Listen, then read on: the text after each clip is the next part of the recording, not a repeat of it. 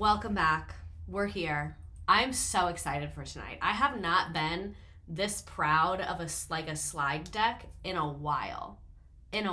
Like, not to shit talk myself, but it's just really good, and I'm very, very, very, very, very excited we are all here. I wish my contacts weren't dry. I also have like a little bit of a haul right now. So number one, we're already drinking a Capri Sun. This is a drink of a choice this evening. And then I have candy too. I have two, what is that? Reese's? 2 Kit Kats and 1 Starburst, but it's really 2 Starburst. You get what I'm saying? You know? No one gets it. Where are the Twitch people? I bet you're watching an ad. Hi, there you are. Literally right when I said it, you showed up. Good evening. How are we doing? How are we living? How are we laughing? How are we loving? I hope the Starburst are good colors. Controversial take. I like all the colors. I think all of them are good. Why the hell not? Why the hell not? But anyway, let's go ahead and get started because tonight is motherfucking jam-packed. Like, it's 67 slides, and lots of them are very, very, very long, and there's multiple videos that we're going to watch the entire thing. That's also why I recommend coming to these live, for those of you watching this on the YouTube. What is up, tubers? I recommend watching live because YouTube is a hater, and I have to copyright clip all of that out so that I don't get sued by Bravo. Actually, I don't even clip it out. YouTube is like, you're clipping this out. Please click to confirm it's being clipped out. And I'm like, yes, sir. So yeah, that's why I like Twitch. That's why I go on Twitch. I know Twitch can be intimidating for people, but I promise it is easy. Those of you in the chat that weren't on Twitch before this, scale of 1 to 10, how confusing was it? Be honest. Be honest. Scale of 1 to 10, how confusing was it to make your Twitch account and like get on here? I have so many thoughts. Me too. 2 out of 10, 4, so easy. 4, 3, 2.5, 1, 2, 4, -2, 8. Interesting. 0% confusing. Interesting. I wonder if it's any correlation to like the type of phones people have. Like, I wonder if it's easier on like an iPhone or an Android or whatever. But anyway, I'm gonna eat some candy. We're gonna talk about the Richards family. I was gonna title it the Dugan family because that's a grandma's last name, but like, who knows who that is? You know what I mean? Richards. And then I thought about Hilton, but the majority of people we're gonna talk about are not Hiltons. So I landed on Richards because I think it covered the most numbers. You know? I did it in like 5 seconds and it was so worth it. Does it bother you all when I eat on here? I know some people like really, really hate chewing noises, so I wanted to ask. Because like, I don't care when people eat. Everyone at school thinks I'm crazy for that I let the kids eat in class, but like, whatever. Like, you could literally, like today one kid was eating like, it was like rice and chicken, like it was like a full meal. And I was like, that looks great. Where'd you get that? I too have mommy issues, so I'm excited. So, Richard's family, mommy issues. Let's get into it. For those that do not know, this story begins with Kathleen Dugan. Kathleen Dugan is the mother of Kathy Hilton. Kathy Hilton is Paris Hilton's mom. We're following? We're following. Kathleen Dugan is Kathy Hilton's mom. She is also the mother of Kyle Richards and Kim Richards. Kyle Richards and Kim Richards have both been in a lot of like movies and shows and stuff. I know them from Real Housewives of Beverly Hills. I personally think that's the most important thing they've ever been on. But you know, I think I'm biased there. There has been a lot of fucked up shit between these people, this mother and these daughters. And we are going to talk about as much of it as I could remember. I am sure there's things that I missed because their whole life is crazy. I'm sure there is a incredible wealth of incidents that we will never know about because they have a very like protect the family mentality. Like, someone watched The Sopranos, like Kathleen Dugan watched The Sopranos and like really like drilled that in. Wait, they're sisters? Yes, they are sisters. Kathy Hilton, so they call Kathleen, the mom, Big Kathy. So I'm going to be calling her Big Kathy. I think that that is a rude thing to say, but that's what they called her. So I'm just going to go with what they said. I've always wondered about Big Kathy and all the young years of Kyle and Kim after watching Real Housewives of Beverly Hills. I don't think women can be juniors. Women can be anything. My sister is named after my mom, and my mom said she did that because men always do it. So, this is a Spark Notes version of what tonight is about. I just wanted you to see this family tree, and I could not find a family tree online of them that was in picture format. Comes to my attention that not everyone knows that Kathy Hilton, Kyle Richards, and Kim Richards are sisters, so I'm here to explain that to you today. And it all starts with their mother, Kathleen Richards. Let's flow. God, I love Candy. So Kathleen was with someone named Lawrence, and they had who we know today as Kathy Hilton. Then Kathleen Richards marries Ken Richards, and they have Kim Richards and our girl Kyle Richards. So Kim and Kyle are full sisters, and their half sister is Kathy Hilton. So starting with Kathy, she marries Rick Hilton, which is obviously Hilton of the Hilton Hotels, and that is how she gets the name Hilton.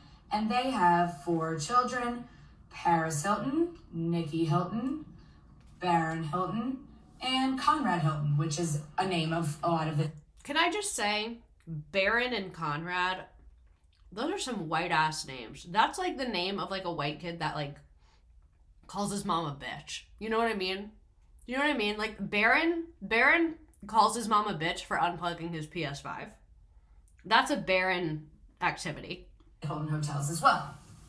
Then we get into Kim. Kim's history is a little kooky, so stay with me. Kim is first with someone named Monty. He's like a professional poker player, and they have Brooke. Then Kim is with someone named Greg, who I think's family was in like oil or something like that, and they have 2 kids, Whitney and Chad. She doesn't have kids with him, but it's worth noting that she was with someone named John J. Cowell or something with a C, and he was like this crazy crime guy and got like murdered in front of a supermarket or something. She talks about it on Real Housewives of Beverly Hills. It's kind of crazy. Anyway, then she is with someone named John Jackson, and they have her final daughter, Kimberly, obviously named after herself. Then again, naming after yourself. Who was first with someone named Christopher Howell or Howard, and they had Farrah Britt.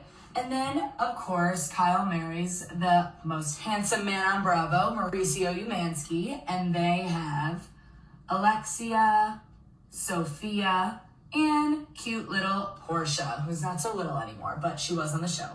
So, really, all of this generation... really just what I wanted you to see is her draw out their family tree, which she could have been briefer in my opinion. So let's start with Kathleen Dugan. Also, this picture is crazy to me. I love that they had so many pictures. It was so easy to find them. I love when famous people put their pictures out there. So Kathleen Dugan was born in Omaha, Nebraska, April 17th, 1938. Can I just say, 1938 would be a traumatic ass year to be born because you have like all the trauma of the Great Depression without experiencing the Great Depression. So I feel like you would probably feel very gaslit because everyone around you is fucking crazy, and so you've like picked up on their habits, but they literally make absolutely no sense. Like, and then you as a child live through World War II. Like your formative years are World War II, where you're under a desk and they're like, okay, a bomb is gonna kill you and you're gonna get under the desk and the desk is gonna protect you. Like, I feel like you definitely are fucked up if you're born at that time. Not me watching this from Omaha. Didn't the Dust Bowl happen around that area too? I think the Dust Bowl was a couple years before that. But still, I just really think that would be like a fucked up time to be born. And she is the 3rd of 4 children. So also the 3rd of 4 children. I feel like 3rd of 4 children in 1938. Nah, I'm good on that. I don't want to be on that timeline. I'm very good on that. So, So her parents are John Edward Dugan and Dorothy Ann Dugan. She has 2 elder siblings and then a younger brother. She's from Irish ancestry. She attended St. Margaret's Episcopal Church in Palm Desert, California, and she graduated from James Madison University, a public university, in 1958. I could not find a ton of info about her parents or what they did for a living or anything like that. She was married 4 times and had her 3 daughters from her first 2 marriages, like we saw in that video. And she apparently might have married one husband twice, but I don't understand how we don't have proof of that. If someone doesn't do like a Freedom of Information Act for that, like, I don't care about the CIA documents. Did she marry? I do care about the CIA documents. I'm sorry, I couldn't even get through the rest of that sentence. I was being disingenuous. I care deeply about the CIA documents and have read them. But anyway, why are we not filing Freedom of Information Act about Kathleen Dugan's divorce? You know? Why aren't we doing that? I think that's something that would be great for society, and I think that we should prioritize that. So, she eloped with painter and decorator Lawrence Kenneth Avanzino in June 1958 at the age of 20 because she found out she was pregnant, scandalous, and the couple wed before a Catholic priest in New York, 1958, and their only child, Kathleen Avanzino, Kathy Hilton, little Kathy, was born 7 months later, and Avanzino came from Italian ancestry. The couple separated in 1962 because Kathleen had an affair with Richards. Their divorce was finalized in 1963, and then Avanzino died when he was 61, but I could not find, he died when he was 61, which was many years later in 1997. I could not find any family photos from this era. I couldn't find, I was trying to find a picture of Kathy as a baby. But anytime I looked up Kathy Hilton baby photos, it was pictures of Kathy Hilton with her babies, which I think she's done on purpose. I think Kathy Hilton is someone I'm deeply terrified of. I debated not doing this because of how afraid I am of Kathy Hilton. If she's watching, I'm very scared of you and I won't do this again. But yeah, I think she doesn't want those out there for some reason. So then Dugan married businessman Ken Richards in Queens, New York in 1964. So she literally got married the year after she got divorced, and she did get divorced because she was having an affair with him. So I guess good move, getting it done quick. And then they had the 2 daughters, Kimberly and Kyle, and she got 3 stepkids with that marriage as well. They separated in 1972, and then they finalized their divorce in 1979. I don't know, does getting divorced take 7 years? Apparently. Then Dugan married known mobster, okay, period. Marry the known mobster as a single mother of 3. Whatever, man. It's your life. You're living it right. Jack Cadden in Los Angeles, California in 1980. She gained 2 stepchildren again, and then the couple later separated and their divorce was finalized in 1982. And then Dugan married an aerospace worker, Robert Conrad Fenton Jr. in Palm Springs, California in 1999. More stepchildren again. And then he passed away after her when he was 75. So Dugan taught her daughters to marry rich and have lots of babies with rich men from a very young age. And she later boasted to her friends, "My daughters are married to men who have a total net worth of $13 billion. Which is a crazy ass sentence to say for so many reasons. I don't even know if we have time to get into all the reasons why that is a crazy ass thing to say. But that's a lot. That is giving born in 1938.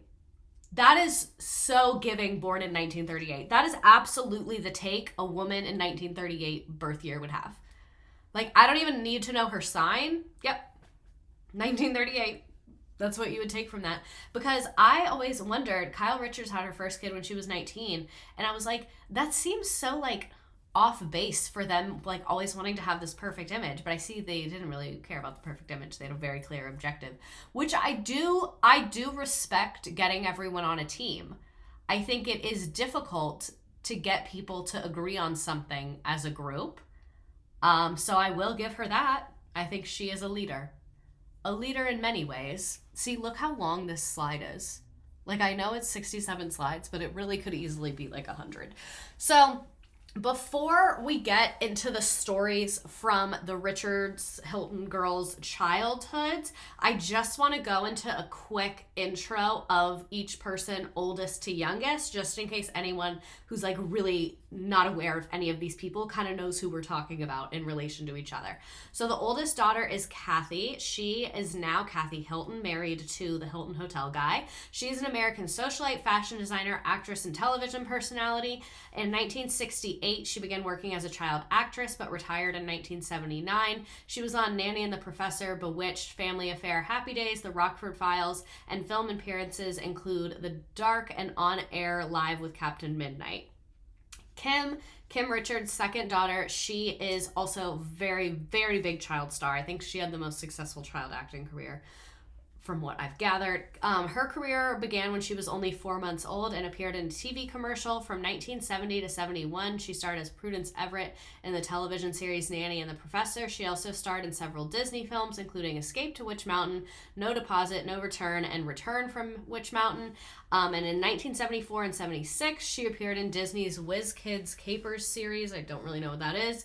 2 television movies that aired as a part of the Wonderful World of Disney. And Richards and her younger sister Kyle played sisters in a couple of different things. They were in a lot of movies together. You can see I'm not going to read through all of them, but the bitch was famous. This bitch was famous, especially Kim. And it seems like their mom's strategy is like when Kim got hired for a job, she would try and get at least one of the other kids on the job too. So Kyle was born January 11th, 1969 in Hollywood, in the Hollywood neighborhood of Los Angeles.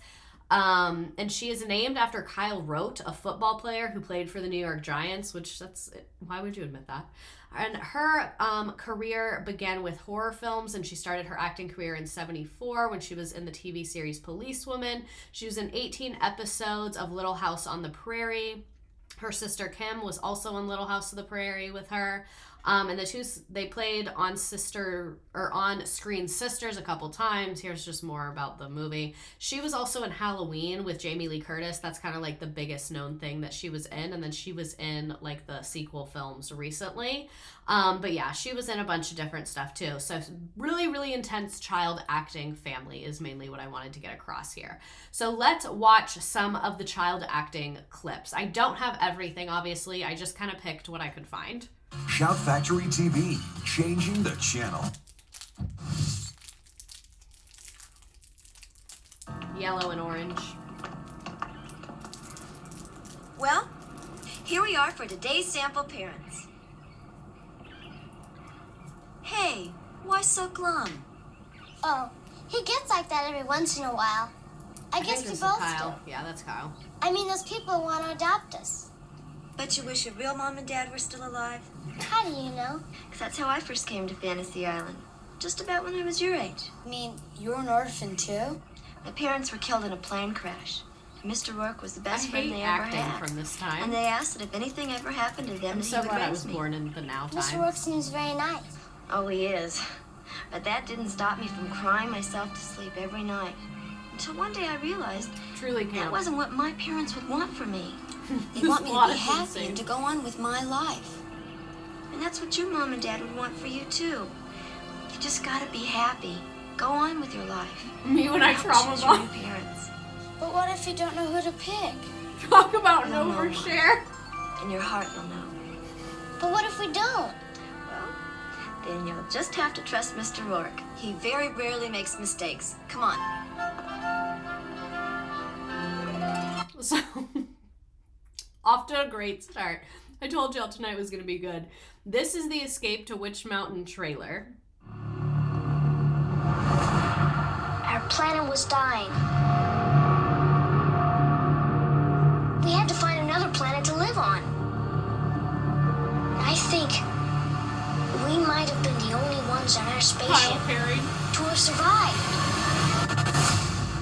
We're trying to find where home is. You have power. I want to know. I want to be able to understand these powers. Something funny about this, Malone, and I'm gonna teach you a lesson.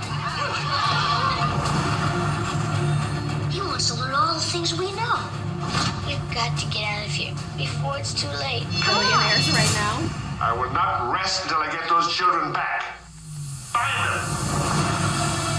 You know a place called Stony Creek? Yes. Will you take us there? Every lawman in the county is probably looking for this camper. We gotta keep moving. Those two kids are witches. You two got powers beyond belief.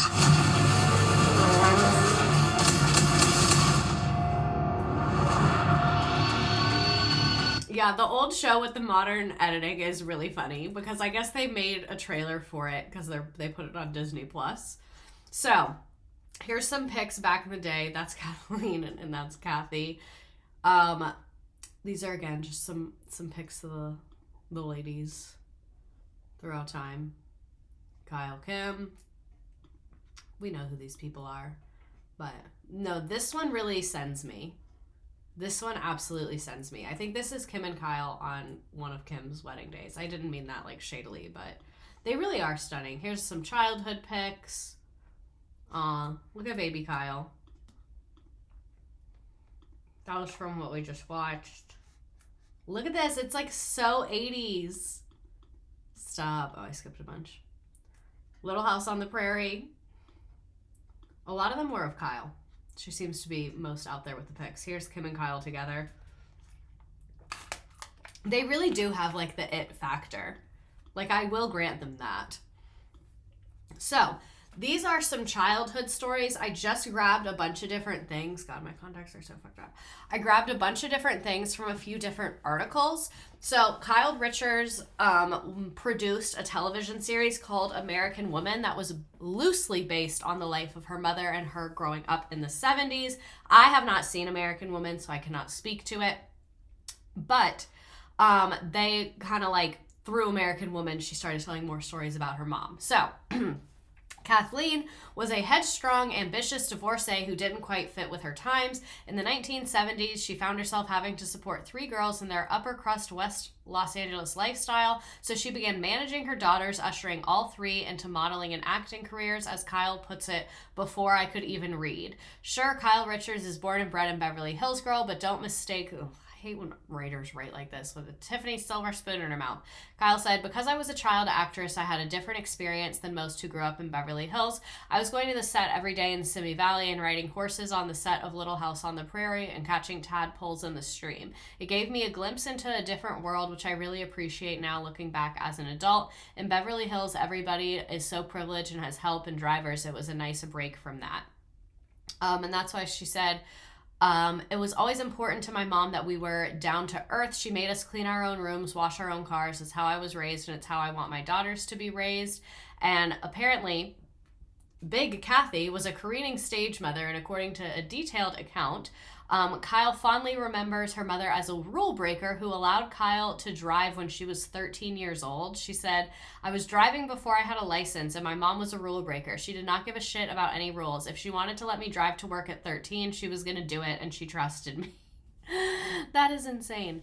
According to House of Hilton, the Richard girls were allowed to drive at a young age other than purposes for work. John Jackson, an ex-boyfriend of Kim's and the father of her daughter Kimberly, said that one reason Kim was driving shared one reason why Kim was driving so young. God, contacts are really not helping us right now. So the way Big Kathy controlled Kim is just unbelievable. Kim used to tell me stories when she was 12, 13, 14 and how she would drive the family car and go pick up her mom at different bars. Her mom would have men over all the time, different nights of the week, and she'd make Kim perform for them, do little skits and dance. Her mom would typically have her basically perform on cue, and she was that of the typical frustrated mother of a child star living through her children. That's a lot. Like, that's a lot to process. For someone born in 1938, I'm not surprised. The performing of the skits really gets me. That's really not sitting well with me. Like, if you're a man and a woman takes you home and then her child start performing skits for you, maybe leave, I think. Leaving seems like the good thing to do. Dance, monkey, dance. Is that Paris Hilton's grandma? Yes, this is Paris Hilton's grandma that we're talking about right now. So it seems like Kathy, the daughter Kathy, is really, really, really private about anything bad. Like she's always like a very image-based person, which also makes sense because Kathy also married into old money, and old money is like very hush-hush about bad things. And Kim always talks about how their mom always encouraged them to protect each other, and you don't have anyone else, but you can always rely on your sisters, and we stick together, the four of us, like all we have is each other. So a lot of times, that's why I'm saying, like, there's a lot that we don't know. Like, if this is the stuff that we know, there has to be a lot worse stuff. You know what I'm saying? Like, it has to be worse. So it seems like Kyle is the most open out of everyone. And Kyle opened up about how she battled an eating disorder in the 1980s. Because they were talking on Real Housewives of Beverly Hills about Teddy, who I hated Teddy on the show. She seems really nice, and I would like probably hang out with her, but not good for TV. But anyway, Teddy and Lisa Rinna were talking about how Teddy struggled with an eating disorder. Lisa Rinna's daughter struggled with an eating disorder. So that's how it was being talked about on Real Housewives of Beverly Hills. And then Kyle said, I feel really weird even saying anything because I've never ever talked about this, not even to my daughters, which is why I'm staying quiet because I feel weird. But when I was younger, I had my own problems, but I never even wanted to say because I had daughters and I never even wanted that in their head.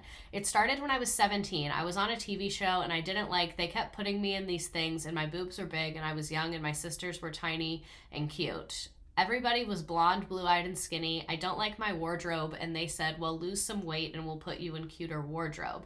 People would compliment me, and the more they complimented me, the less I would eat. I would take V8 juice and put it in a bowl and heat it up, and that was my food. I was only 99 pounds. And this was in the 80s, so I think this is when she was like 17, 18, 19, 20, like around there. It was like that for years, referencing the time she was on camera in the 80s. I can remember times where I would say, I'm only going to have 6 almonds today. That's all I'm going to have.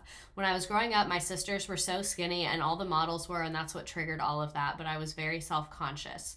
And she said that she didn't say anything to her daughters because she didn't want to have like anything bad in their head. She said, I always wanted them to have a healthy body image and never say things like, oh, I feel fat in this, or pointing anything out about their body. I just wanted them to be healthy.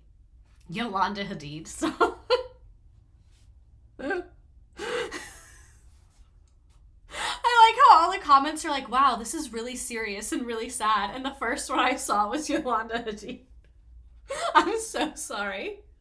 Like, I'm so sorry for laughing. This isn't funny. It actually is really sad, but you just saying Yolanda Hadid really just made me laugh so hard. Oh my God. The other day, I was on Twitter and I was reading this thread. It was like, literally it was like Bella and Gigi Hadid Greece trip 2015 never released photos, and it was so long, and I was looking through the entire thing, and my boyfriend was like, what are you doing that you're so engrossed in?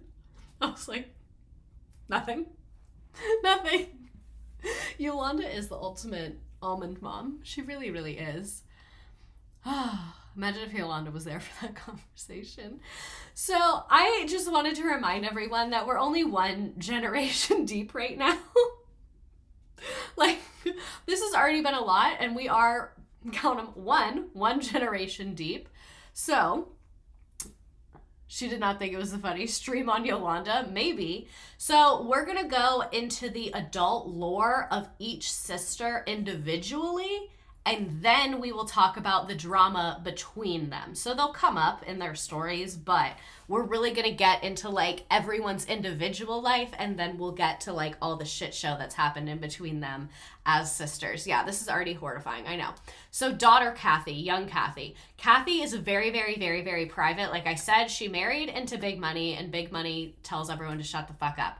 So Kathy and Richard Hilton met as teenagers and married in 1979 when she was 20 years old. So that really tracks. Her mom said, get married and have babies with rich guys young. And she said, period. Let's get started. So some Richard lore. I only included a little bit because I really don't give a shit. And this is not a story about men. This is a maternal line story. So we have a couple paragraphs about Richard and nothing more. So, Rick revealed in a 2014 interview with the Wall Street Journal that he started selling stationery door to door when he was 12. The Hilton and Highland co-founder added that his father told him, "You're going to make much more money as an entrepreneur than working for others." His grandfather, Conrad Hilton, founded Hilton Hotels. Ta-da! Old money. Old money. And Rick worked in the family business as a teenager. In 1978, the real estate entrepreneur graduated from the University of Denver with a degree in hotel and restaurant management. Okay, this is gonna like sound really mean. I just want to like, before I say that this is gonna sound really mean. But as an extremely rich dude that was white in the 1970s, why the fuck did you go to the University of Denver? Like, you should have literally gone to Yale. Like, it was 1978 and you're a rich white man. And the best you could do is the University of Denver in the 70s. Like, come on. I feel like we can just dream bigger than that. But anyway, Rick opened Hilton Realty Investment in 1984. 9 years later, he partnered with not even USC. That was a good joke. So he opened Hilton Realty in 1984, and then he partnered with Jeff Highland in Beverly Hills to form a luxury real estate brokerage, Hilton and Highland. And according to the company website, they had an annual sales of $4 billion, as well as 31% of the market share priced at $20 million or more. So because I used to work in real estate, derogatory, I'm going to explain to you what that means. So annual sales does not mean they made $4 billion. It means they sold $4 billion worth of real estate. They do not keep all of that money. They keep like a tiny little sliver of that. So 31% of the market share of houses priced at $20 million or more. That means if you take all the houses in the United States that sold for more than $20 million, they sold like 1 in 3. So it is a big deal. That's a big company. They're making a lot of money. Not $4 billion, but they are making a whole lot of money.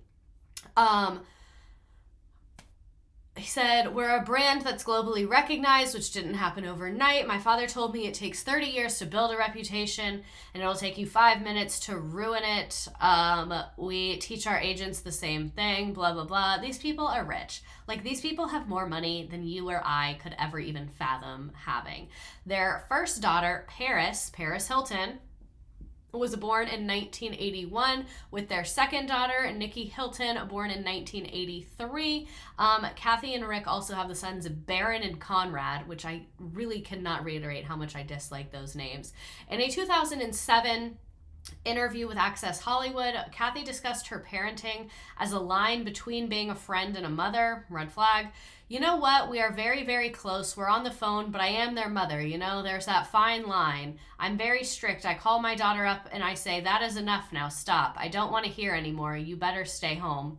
And then you hire random men to kidnap her and take her to Utah and abuse her." Thanks, Kathy. "My children are not overly spoiled. They had to make their beds, they had to line up their shoes," and she added that Paris and Nikki each paid for half of their cars, which they didn't get until they were 19 and 20, respectively. Whatever, man. So here is some pics of Kathy Hilton back in the day. Nikki followed the big Kathy way of life. She really did. I meant to say that. Thank you. Let's go back to that. So her child, where'd it go? Nikki Hilton is now Nikki Hilton Rothschild. Rothschild is like, I think, one of the richest families in ever. I'm pretty sure. Like, she followed the book. She said, "You gave directions." That's what I mean. That's the big Kathy legacy. Do you see how many generations deep we're going? Yeah, Kathy, she couldn't have a car in fucking Utah. I hate thinking about how Kathy and Kris Jenner are friends. Oh my God, I literally cannot. So she got the car after she got abused. They said, "Sorry, we let people beat the shit out of you. Here's a Mercedes for your pain and suffering." So even at this age, Paris knows she's an it girl. I'm sorry. I know she's done some not good things, had a whole stream about it. I'm well aware. But you cannot deny the it factor in that girl's face. You know? Lots of bad people can be it girls. Kathy Hilton. I accidentally put the same picture in there twice. Oh, a bunch of hers like weren't working. Literally, this is so 1980s. Stop. Look at them. Look at the dresses. This is crazy. She looks like a doll. That's wild. Nikki Hilton literally looks like a doll right here. This is the most important thing in the world to me, is that photo. So, Kathy may have learned the old money way of keeping shit in private, but unfortunately, she's a terrible person. So stuff's always going to come out. So let's discuss her mothering of Miss Paris. I did borrow some slides from my previous stream about Paris Hilton. So Paris Hilton moved around frequently in her youth, living in Beverly Hills, the Hamptons, and a suite in the Waldorf Astoria Hotel for many, many years. Hilton was raised in a very sheltered, conservative atmosphere. Her parents were very strict. She was not allowed to date, wear makeup, certain types of clothes, go to school dances. She was in etiquette classes. Yeah, it was a lot. She describes it as very proper, very prim, like a Stepford wife. And their social circle included Lionel Richie, Donald Trump, and Michael Jackson. So again, here's some other photos of her. She's the it girl. That's her as a child. So in New York City, Paris had a very rebellious youth. She skipped classes a lot. She went to parties. And Kathy remarked, let's put it this way. It got very out of control. I was scared for her. And my husband was very scared for her. You know, those nightclubs go on all night. Her parents eventually sent her at age 16 to a series of boarding schools for emotionally troubled teens, including Provo Canyon School, where Paris says that she was mentally and physically abused by the staff. In her documentary, This is Paris, she talks about the school recalling the abuse they faced, which included solitary confinement, forced medication, restraint, battery, and strangulation. So we have big Kathy, we have middle Kathy. We have Kathy Hilton to thank for that one. And in her testimony, Paris Hilton said the trauma Provo Canyon School inflicted upon her started immediately upon entering the program. And she said, for the past 20 years, I've had a reoccurring nightmare where I'm kidnapped in the middle of the night by two strangers, strip searched, and locked in a facility. I wish I could tell you this haunting nightmare was just a dream, but it was not. When I was 16, two transporters woke me up in the middle of the night with handcuffs. They asked me if I wanted to go the easy way or the hard way. They carried me out of my home as I screamed at the top of my lungs for my parents' help. No, literally, it's so shitty. This screams Nancy Reagan ideology. Hilton had previously attended other troubled teen industry programs and was abused at both, including being strangled by a staff member. At Provo Canyon School, Hilton said she didn't breathe fresh air or see sunlight for 11 months and was forced to consume medication that made me feel numb and exhausted, and at least once she was put in solitary confinement for no reason. One day in isolation felt like a week, she said. That small room covered in scratch marks and smeared blood with no bathroom is one of the most vivid and traumatizing memories I've ever experienced in my life. The staff at the facility were evil and sadistic and seemed to enjoy their power in being able to abuse children. She recalled regularly seeing children being beaten, restrained, thrown at walls, strangled, and even sexually abused. There was zero privacy. Every time I would use the bathroom or take a shower, it was monitored. At 16 years old, as a child, I felt their piercing eyes staring at my naked body. I was just a kid, and I felt violated every single day. Hilton added that the communication with family members was censored, so she could not report what was happening. So what gets me is, like, obviously the school is in the wrong, but did y'all not visit the school before you went? Like, okay, so I'm trying to put myself in, like, a parent mind. If I probably wouldn't send my kid to boarding school, but who knows? Maybe if, like, they were really, like, shit was hitting the fan and I didn't know what to do. But I would go to the school first. Like, did you go? I feel like she didn't go. You're not even going to go check it out? Like, you're not going to go see what the vibes are? Like, there's, what? You know what I'm saying? There were bizarre exercises, including one where a kid had to lie on the floor and a trainer shoved a towel in their mouth and the kid had to bite down and try and keep their head on the floor while the trainer yanked on the towel, fighting to lift them up. She said, yes, this is as violent as it sounds. There's stories about people losing teeth and a girl whose jaw was so messed up she needed surgery. The school psychiatrist told Rick and Kathy that Paris would lie and manipulate them into coming home, so when Paris was allowed to have a phone call, it was supervised by 2 staff members, and her parents had been primed to disbelieve her. When Paris started telling them what was happening to her, the staff took the phone away and told her parents she was lying. Paris was able to escape and ran to a payphone where she called Kyle Richards, her aunt. Kyle called Kathy. A lot of people hate Kyle for this. I think Kyle was like in her late 20s when this happened. And what I get is like, Kyle had no idea. Like, Kyle, I'm sure, had no idea what was going on. And like, when a child calls you in distress, I'm sure you call the parent. You know, like, I don't know. Like, it sucks that she didn't just like go and scoop her and keep it a secret. But like, I don't know, I'm trying to put myself in her shoes, and like, you'd really have to have like a strong intuition to do that. But I think it also really, really depends on what Paris said. Like, if Paris just said like, I hate it here, please come get me, yeah, call the parents. But I don't know. I think it depends like how the conversation went down.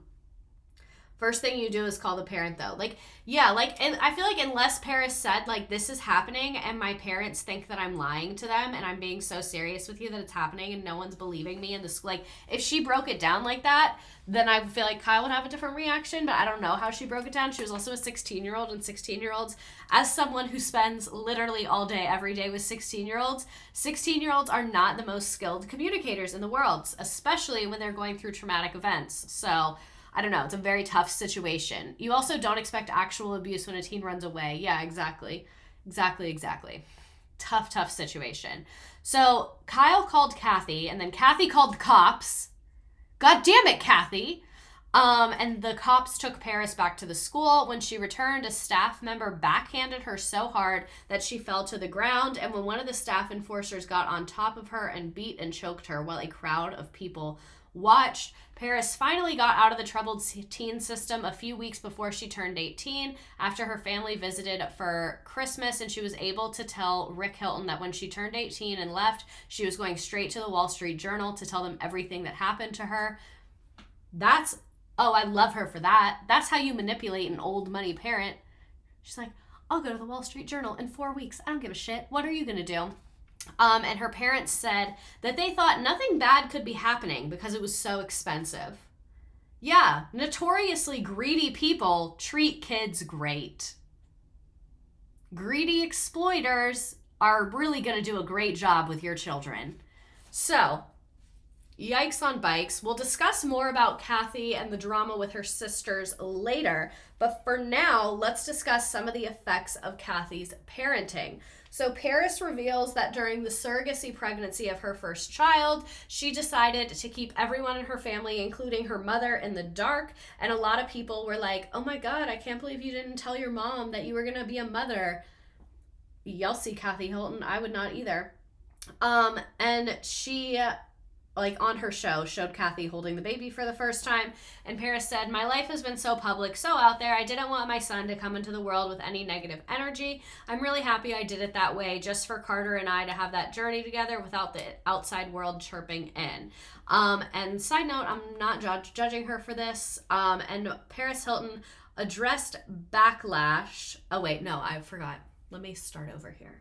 This is important. I forgot that this story was in here. So there was a lot of backlash because on her show, she shared that she was too scared to change her son's diaper and didn't change his diaper until he was a month old, because she has like nannies and night nurses and all the things.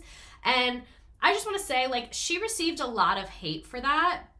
Like, she received a lot of people like really upset at her for that and calling her like spoiled and stuff. But I do feel some empathy for her with that, because I think she has, like we said, like a lot of mommy issues. And I feel like because she's so traumatized, she's kind of afraid to like step into mothering because her mom like traumatized her so much. I feel like she's like, it's like hard for her to see herself as a mother. Like, if I was her, that's how I would feel, I think. I'm not trying to like speculate on someone else's emotions, but that's just kind of the vibe I'm picking up, and that's how I would feel in this situation. So she was like, it was just a joke, having a bit of fun. And as you can see, I changed his diaper the night I brought him home. But yeah, that's a lot. Let me catch up with the chat.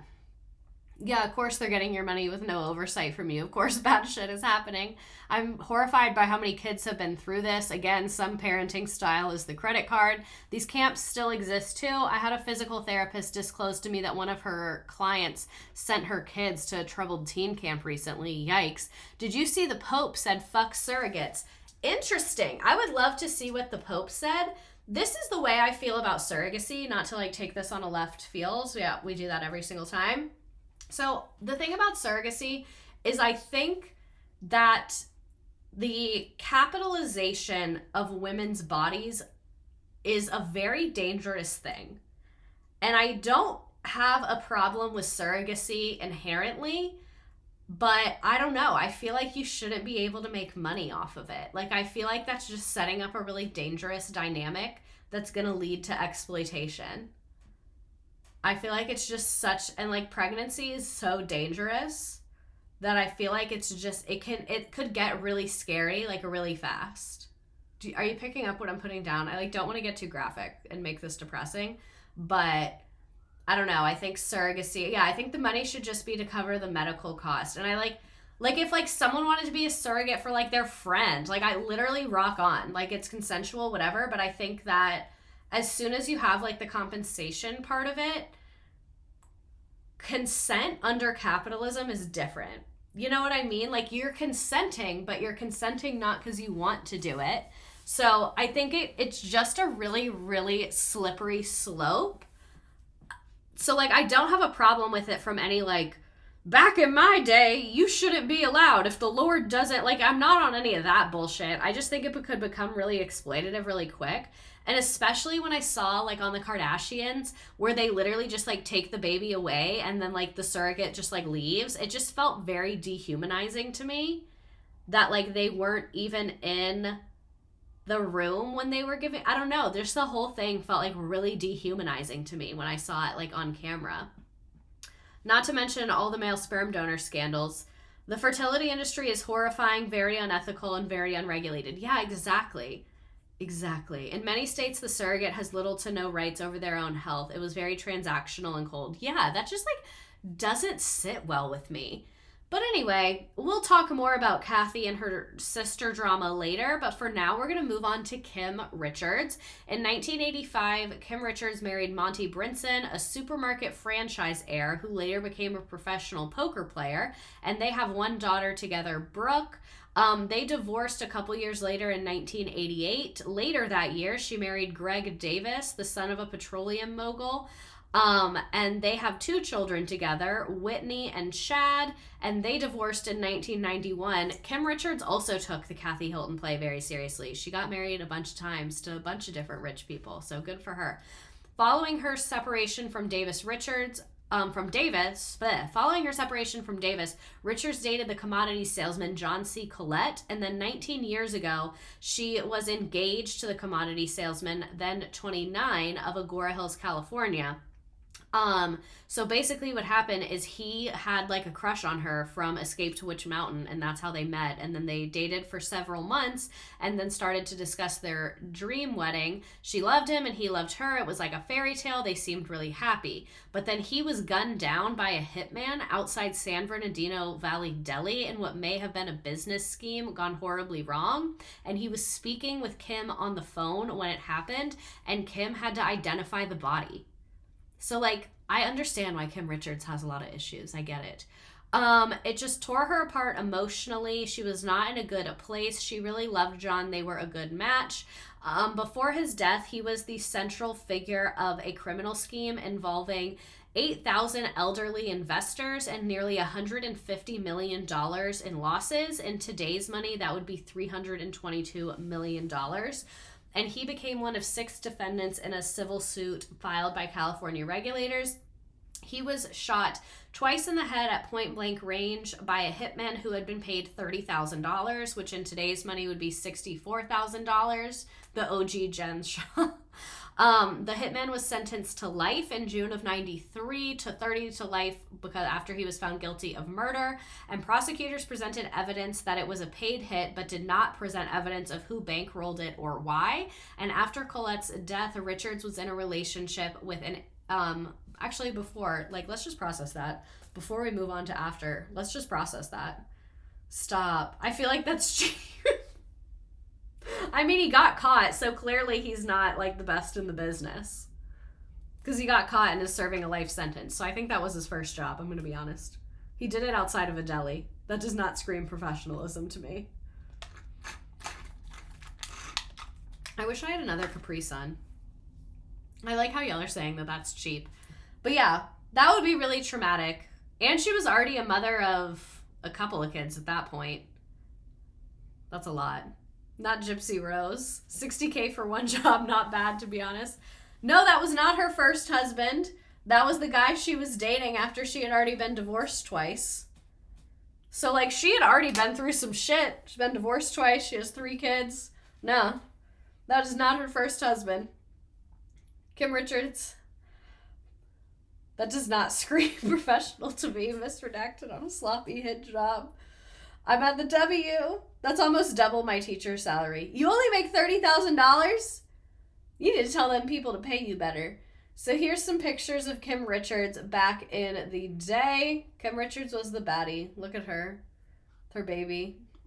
Period. What a girl boss. I had this picture in there before, but it's just a really, really, really iconic. $36K. They need to be paying you $50 minimum. I don't care where in the U.S. you live. You need at least $50,000 a year. Kim is so gorgeous. This family really just has the genetics. That's her as a kid, I think. I think that's her with, like, Paris or Nikki or one of the Hilton girls. Here's her with Kyle. Sister. Here's her with a man. I don't know who that is. Here's her with a man. But yeah, there's Kim Richards in all her glory. So, in 2010, Kim Richards appeared as a main cast member on the Bravo reality TV series, The Real Housewives of Beverly Hills. This is from season 1. This is also, yes, Twitch is free. For those of you on TikTok, if you want to see the videos, you have to come to Twitch. It's the first link on my page. It's free. It's easy, I promise. You don't even have to make an account if you're just going to watch. But you do have to make an account if you want to chat with us. But anyway, this clip from Real Housewives season 1 Real Housewives Beverly Hills season 1 is perhaps one of the most important pieces of cinema of our generation. Let's observe. What are you doing? Were they the ones from the That's My Opinion? No, that's Real Housewives of Orange County. Similar era. Had to... Oh, no. What are you doing? I don't want you that close to me. Are you kidding me, Kim? Okay. Do you realize how insane you sound saying that? You don't want me that close to you? I don't trust you. Really? You did tonight. I didn't do anything, Kim. You act like an insane person, okay? I'm so sick of your crap. Everybody is. Everybody's sick of what you put us through. And here you are again with all your antics again and all this drama. Causing a whole big scene tonight at Taylor's party. Tell her. Not Taylor's party. Tell her exactly what you What do you talk to me? You have to tell her. You have to have communication. This is the problem. Adrian So Ballou. Taylor came over to me and said something, and within seconds, there's Lisa, there's you. It was so unfair, Kyle. I was just talking walked to up Taylor. in the middle of a conversation, Kim. I walked up in the middle of a conversation. And then you were talking, and I heard my name, and I walked up. I've always had your back. No, you have not, Kim. No, you have not. I don't think you want to go there right now. You have not had me back, and you know that. I took care of my whole family growing up. I mean, I bought her first car. This is very bought her home. 2010s. You know, I did it all. Oh my God, you're embarrassing. I'm embarrassing? Really? I'm the one who's sick of being embarrassed and defending you. Oh, don't. Well, maybe I won't anymore. Good. You are unbelievable. Gosh, Kyle. Okay, Look well, at you. Fucking phony. I'm the farthest from that, okay? You need to get help. This is wild. What are you doing with this whole thing in here like this? What are you doing? unbelievable. Unbelievable. And Mom had to die worrying about you and stressing about you and leave this on my shoulders. After everything that I have done for you, everything I've done for you, I'm always there for you. Everything you've done for me? Yeah, everything I've done for you. You stole my goddamn house! We'll talk about the house. Just said, Kim? Oh, are you out of your f***ing mind? You are So I need to give everyone an extra little piece of lore. The guy in the limo, I don't remember his name, but he's there because someone was trying to set him up with Kim. Imagine you're just trying to get set up on a date. Your friend is like, hey, meet this lady. You'll like her. And then this happens the first time you meet her. I'm sick. Did you hear what you just said? My husband has helped you every month and stood by you and taken care of you, okay? Like you're a second f***ing wife. So you were talking like that. Get a lawyer. You better f***ing take that back right now. You better. Stop right now. Stop it. You are a liar and sick and an alcoholic. Stop. Okay? No, Kyle's younger. Kyle's the youngest. It's Kathy, Kim, Kyle. You are an alcoholic. Yes, that's right. That's right. I've said it now and everybody knows. So get the hell out of here. Get the hell out of here. Quiet. Quiet. Stop it. Stop it. Get out of here. Get out. Yes, Martin. You are so demented. You will not believe what she's just said and done. Kim, I want you to know something right now. Anything we've ever helped you with is over. You're on your own now. We're done. I feel, I want a dating app that guarantees this will and I'm not happen. sure if I will ever be able to talk to her again. This is really bad. Okay, I don't really care what you guys have to say about it. So sorry to those people. Thanks for putting that clip on YouTube for us. Hope you guys had fun making that video. I love this. Who wants a coffee shop date? Fight your family. Fight your family. That's what I want. So, while season 2 of Real Housewives of Beverly Hills is airing, Kim Richards enters rehab. Someone in the chat said they've been in recovery for 9 years, and seeing someone on TV in just like super intense, full-blown alcoholism is really, really, really intense. At that time, Kyle spoke out in support of her sister. She said she's doing really well.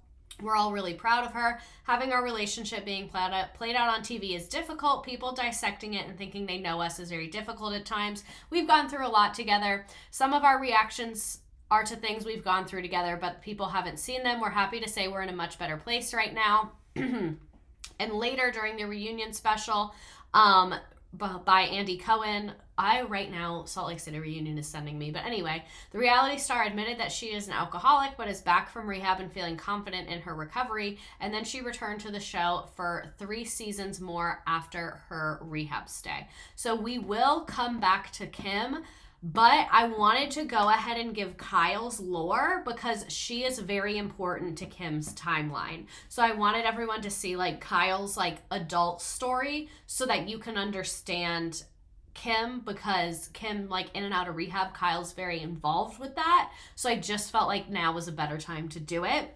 So Kyle Richards in the 1980s, she dated actor C. Thomas Howell, and then in 1988, at the age of 19, Richards married Garush. I don't know how to pronounce his last name. That lady in the TikTok was wrong. I didn't want to call her out because I wasn't 100% sure at the time, but now I am because I wrote it down. She said that the lady in the TikTok said that this was her first husband. That's wrong. He's just a famous actor Kyle dated. She married this guy while she was pregnant with her daughter, Farrah, and then they separated and got divorced pretty shortly after.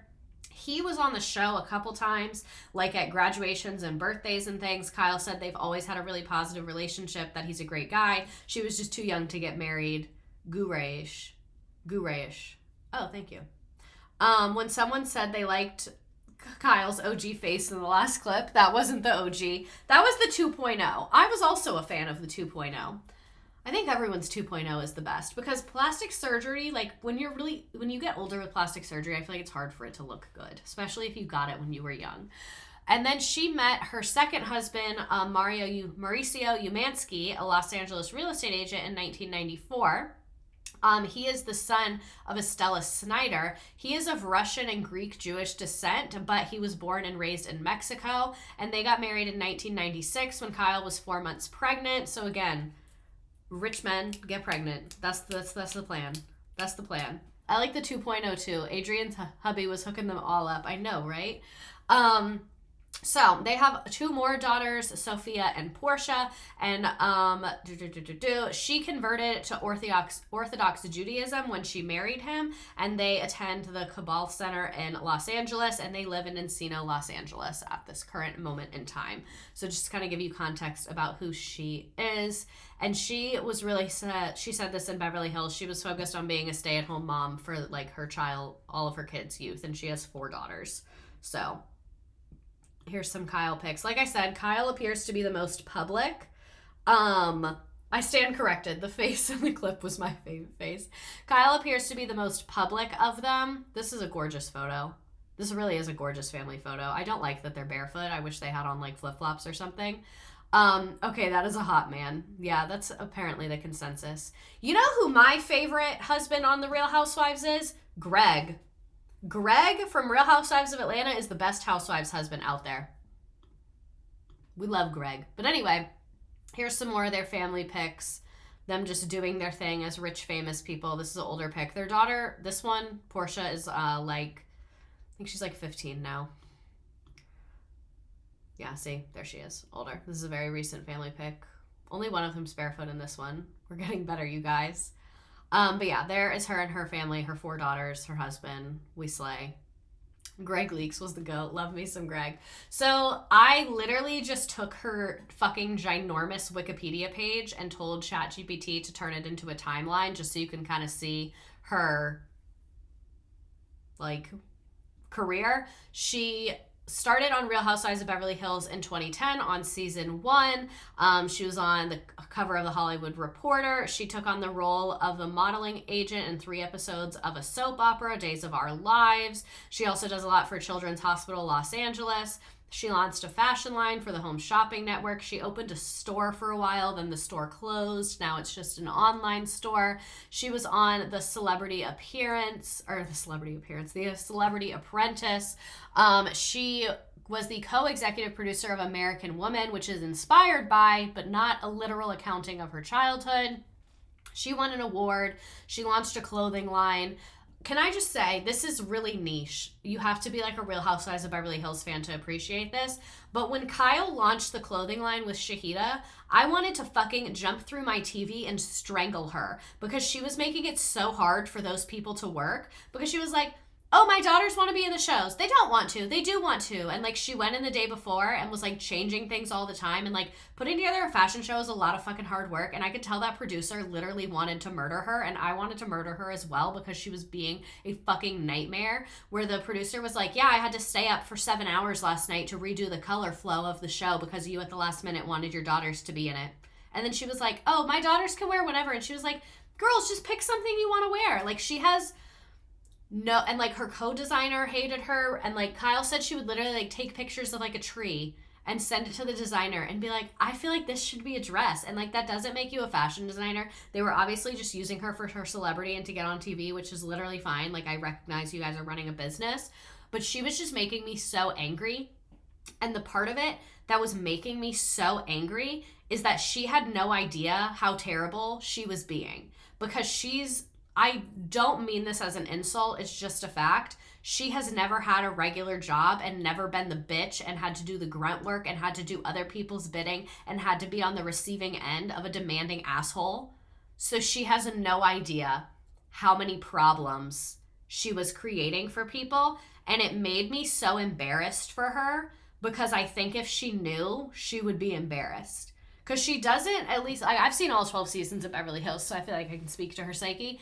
She doesn't come across as like a person that like wants to be annoying. Like I think if she knew how difficult she was being, she would like adjust, you know? But anyway, she reprises her roles as Lindsay Wallace in one of the Halloween movies. She was also on Real Housewives Ultimate Girls Trip. She did a Christmas movie, Real Housewives of the North Pole. I don't know why I've never seen that. I need to. and has done some other Christmas Bravo things. So you can see she was included on the 40 Most Powerful Women in Reality TV. She opens a luxury resort loungewear boutique in Palm Desert. She's doing the damn thing. Kyle has a pretty intense career after Real Housewives of Beverly Hills. So an important event to all of these women that is in the past of what we were just talking about. But Big Kathy died in 2002. It was apparently very traumatic for all the girls. If you ever see that come up on Real Housewives, they literally all cry immediately, which I find very, very jarring. Kathleen Dugan died from breast cancer at her daughter's residence in Indian Wells, California in 2002. We will talk about the Indian Wells house. She was 63. She was diagnosed with stage 3 breast cancer after she skipped routine mammograms out of fear for 5 years. And then 3 notes from my brain that I could literally not find anywhere online, but I swear to God, I remember this happening. Kyle said her mom was too vain to get a double mastectomy, and Big Kathy did not want anyone caring for her that she didn't know. So like they didn't have like home health or CNAs or anything like that. It was Kyle and her sisters doing it. And apparently Kyle was so depressed after Big Kathy died that she was sick for over a year and could not get out of bed. And on any of the Real Housewives moments, all where they bring up Big Kathy, all 3 daughters always start crying. They talk about how they miss her, how they feel like they're failing her because they fight, how they feel like they're supposed to all stick together and she would be so disappointed in them. Like, clearly they have something weird going on with her. Like I said, there's a lot that we don't know, I'm sure, because of their so intense, like, protect the family kind of vibe. But yeah, it's a lot. Her memorial service was held in the Church of Good Shepherd in Beverly Hills, and she was cremated and her ashes were split between her daughters. Caring for a terminal family member is hell on earth. No, it is. Kyle talked about on Real Housewives of Beverly Hills one time how they were like trying to pick her up out of the bathtub and she was so sick that she like couldn't really talk anymore, but they all just started laughing because Kim and Kyle were dropping her and just like had no idea what the fuck they were doing, so they just all started laughing. Families like that are cults. Yes, that's the perfect way to describe it. This family really is giving cult-like energy. So, now that we know who everyone is and what their life is and who they're married to and how many kids they have and all the basics, let's get into the drama between these sisters. Let's get into it. So from season 1, did Kyle steal Kim's house? This is from Reddit, so take it with a grain of salt. Big Kathy bought a house in Indian Wells. Indian Wells is like the official Indian Wells is the official city, but it's Palm Springs. That's what you and I know it as. That area is Palm Springs. But you know how there's like the little, Palm Springs. She bought it for $236,000 in 1996. According to the Hilton book, the home was purchased for Big Kathy by her 4th husband. He had to sell a piece of his property to afford the home because his daughters mentioned how Big Kathy used his money to get the house in her name. And after her passing, Big Kathy only allowed him to live in the home he paid for a year. And then when she was passed away, she left the house to the 3 daughters. So it was supposed to be split equally, meaning each sister owned like 78-ish worth of the house. So shout out to Reddit, Bravo Real Housewives, for fucking real. So Kyle claimed she sold the house without making any profit on it. Apparently she's telling the truth. In 2004, she took a mortgage out on the house for $336,000. The reason she took the mortgage out was to buy out her 2 sisters' shares. What Kim said on the show was a little bit different. So this is what I found on Reddit that these people had like receipts and links to real estate listings and all of that for. So Kyle took out the $336,000 mortgage to buy out her 2 sisters so that she would own the entire house. So that would mean each sisters have about $168,000 because the total value of the home was $504,000. Rough math because the mortgage could be more or less. So Kyle didn't make money on the house unless you count her share of the inheritance as making money. And then Kyle ended up selling the house, like we said, for not really profiting and buying a different one. That's what the receipts say. What Kim says is that Kim went to Kyle and Mauricio and was like, hey, I want to take some of my equity out of the house. and they let her take equity out of the house. And then later, when she wanted to put it back in, Kyle and Mauricio said, we're not looking for any partners on this investment. So regardless, it seems like it's just a quarrel between siblings about property. Only $504K. That's a pretty modest house for rich people, because it's all the way out in the Palm Springs desert, and it's a smaller house. They showed it on Real Housewives one season, and it's like a pretty normal person house. The Palm Springs house Kyle has now is huge. They showed that one too. So Kim has struggled with alcoholism like we discussed. So let's pick up there now that we all know who Kyle is and we got the house situation out of the way. So January 20th, 2011, Kim and Kyle get into a shocking fight on the Real Housewives season 1. We watched that one clip of them fighting. And then, as we discussed, Kim enters rehab in December 2011. November 2014, Kim Richards bites Kyle Richards' daughter. Another source of tension between the sisters came when Alexia was bit by Kim's dog and had to undergo surgery on her hand, and Kyle posted the photos from the hospital, which really upset Kim, because Kyle, like, on Instagram was like, we're at the hospital with my daughter because she got bit by a dog. You forgot the word dog. Oh, I'm so sorry. I do that a lot. I just skip a word. Kim Richards' dog bites Kyle's daughter. Kim bit her niece. Imagine if that was the case, that Kim bit her so hard she literally had to go to the hospital. But anyway, Kyle opened up about the incident and said, in hindsight, I wish I hadn't have posted the picture, but I certainly didn't mean to hurt Kim. It was a difficult time for all involved. I didn't blame Kim personally regarding the dog and was willing to drop it and move forward, yet she was too angry with me regarding the Instagram post to be able to do that. So let's get into the lore of Kim's dog. This is literally a timeline from Reddit, but they had sources, so I do trust them. So in season 3, we see Kingsley, the dog, as a little puppy during the episode where Kim gets a nose job.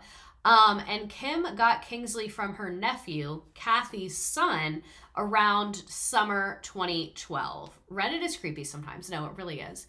So for context of what was going on in the home, Chad, Kim's son, was admitted for a 5150 in September 2013. I want to double check and Google what this is. I'm 95% sure it's a psychiatric hold, but we're going to double check. Yeah, it's a 72-hour psychiatric hold. Personally, if my child was going through a mental health crisis, I would not get a puppy. But who's to say? When you're a danger to yourself or others. Yes, exactly. So at this time, Kim, Chad, and her ex-husband, Monty, who had been diagnosed with terminal cancer, were all living in Kim's house in Sherman Oaks. We don't know much about the dog after that, except he was a little under 1.5 years old, which apparently is usually when dog aggression issues start. And on Real Housewives, we saw a trainer come in to train Kingsley.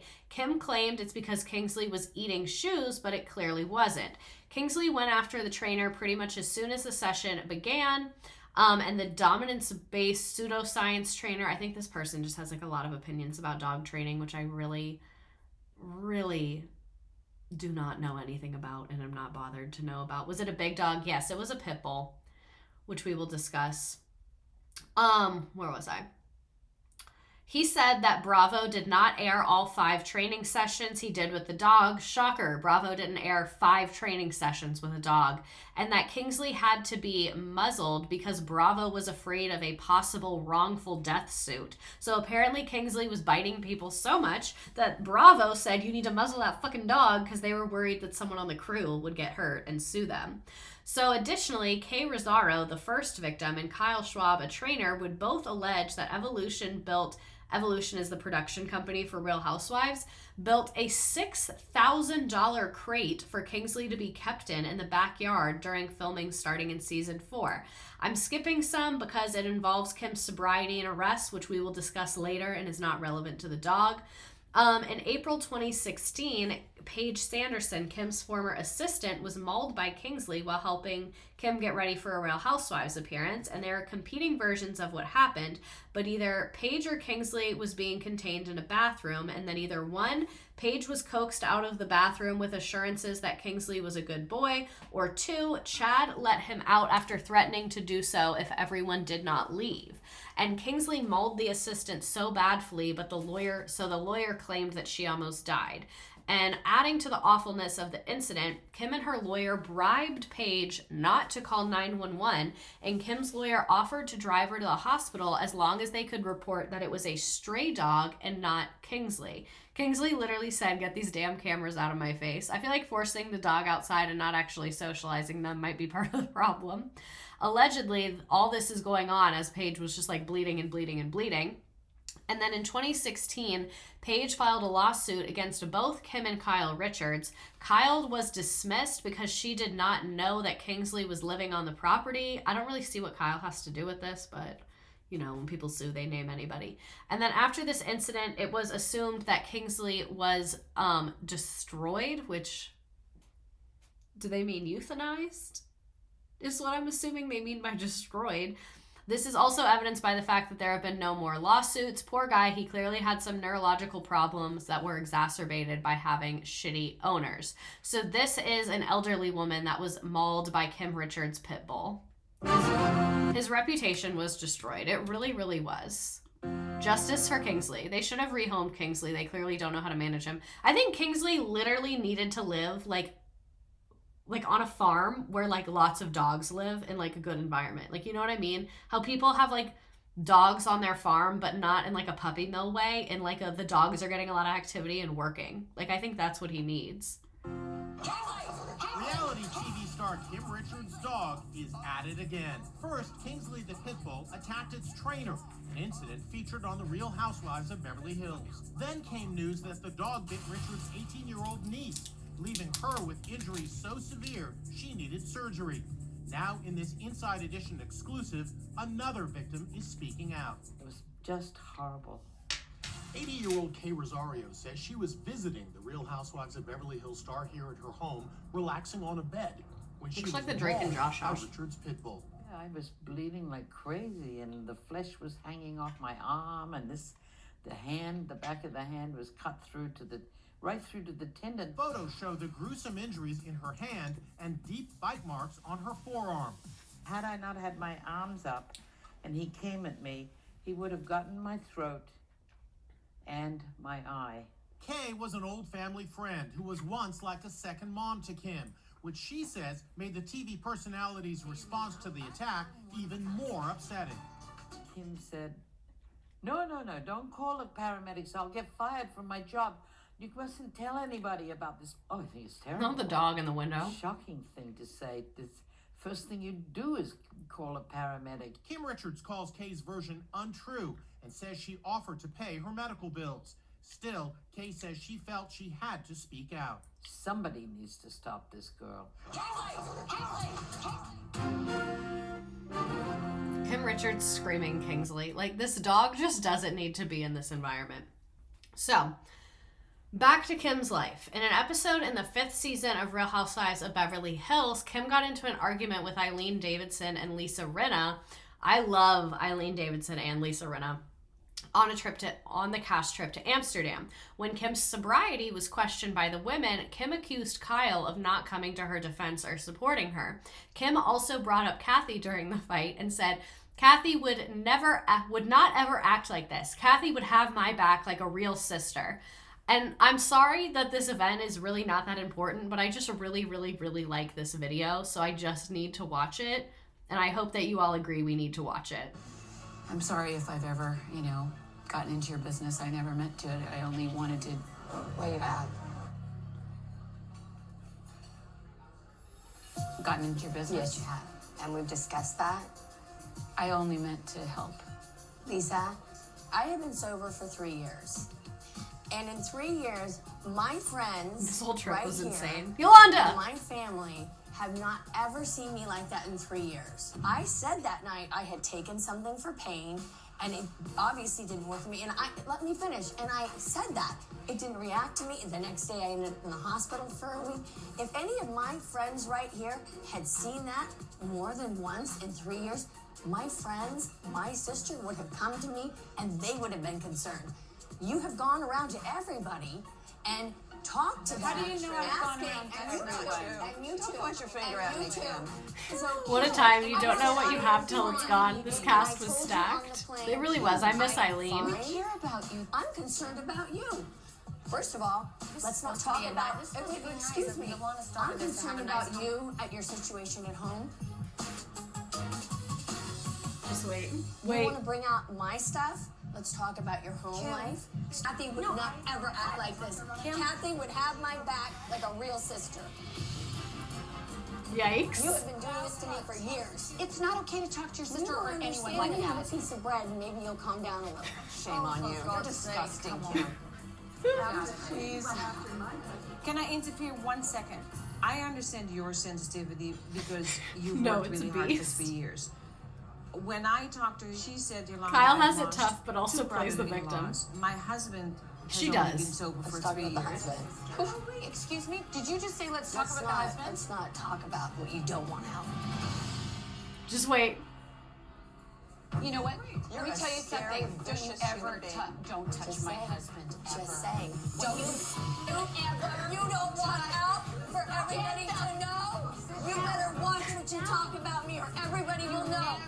Everybody will know. My husband. Everybody Just will wait. know. You understand that? Everybody will know after my husband. And the fact, A, Kyle literally just sprinting away. B, this is an Amsterdam. People from Amsterdam, what are those people called? I don't know. They're not like Americans. Like, they're not allowed aggressive fighting in public people. Like, this is an American-ass thing to do. And in Amsterdam, I feel like in, like, a lot of European countries, that people are just very quiet. The Danes, the Dutch, like, people are just very, like, quiet and reserved. And they don't do shit like this over there. Don't you go near my husband ever.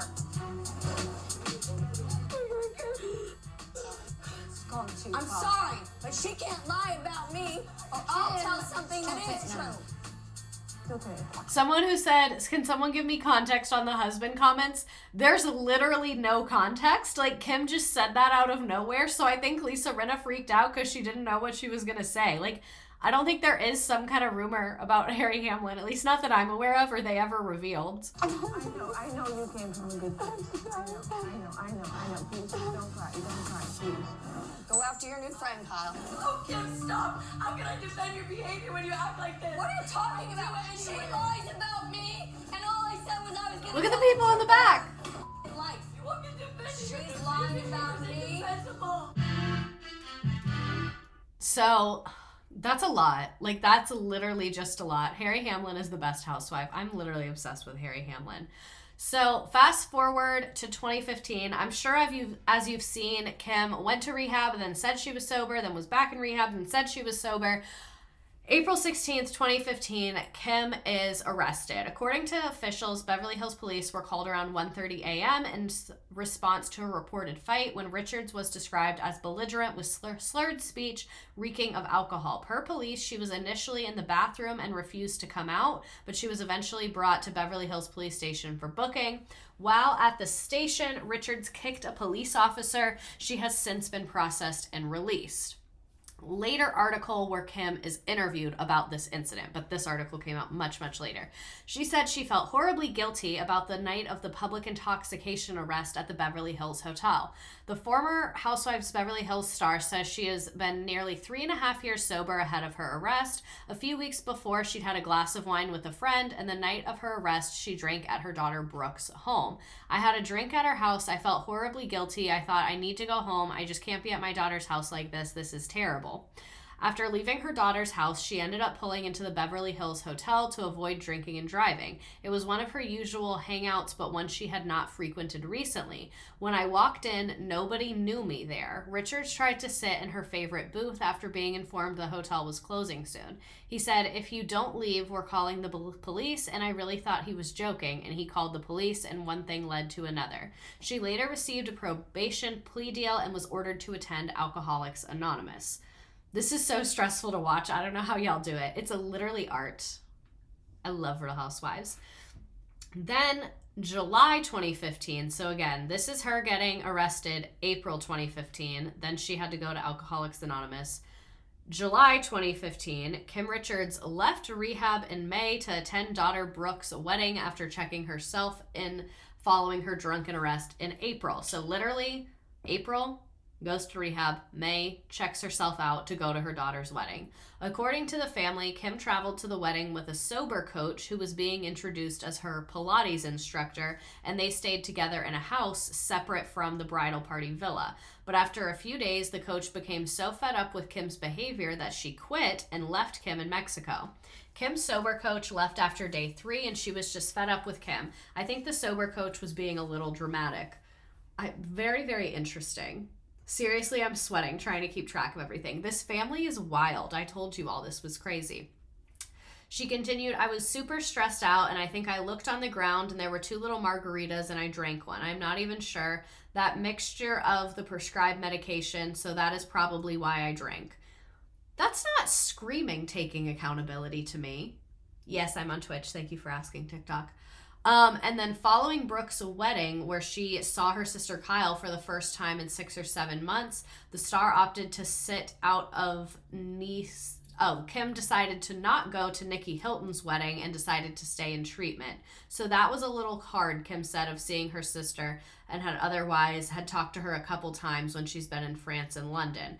Of the experience, Kim openly admitted, "I love sobriety. I've always loved sobriety, and relapsing was very hard for me. I was stressed and everybody was looking at me, the bride and groom and the mom who just got out of treatment." Alcoholism really is a disease because, that makes no sense.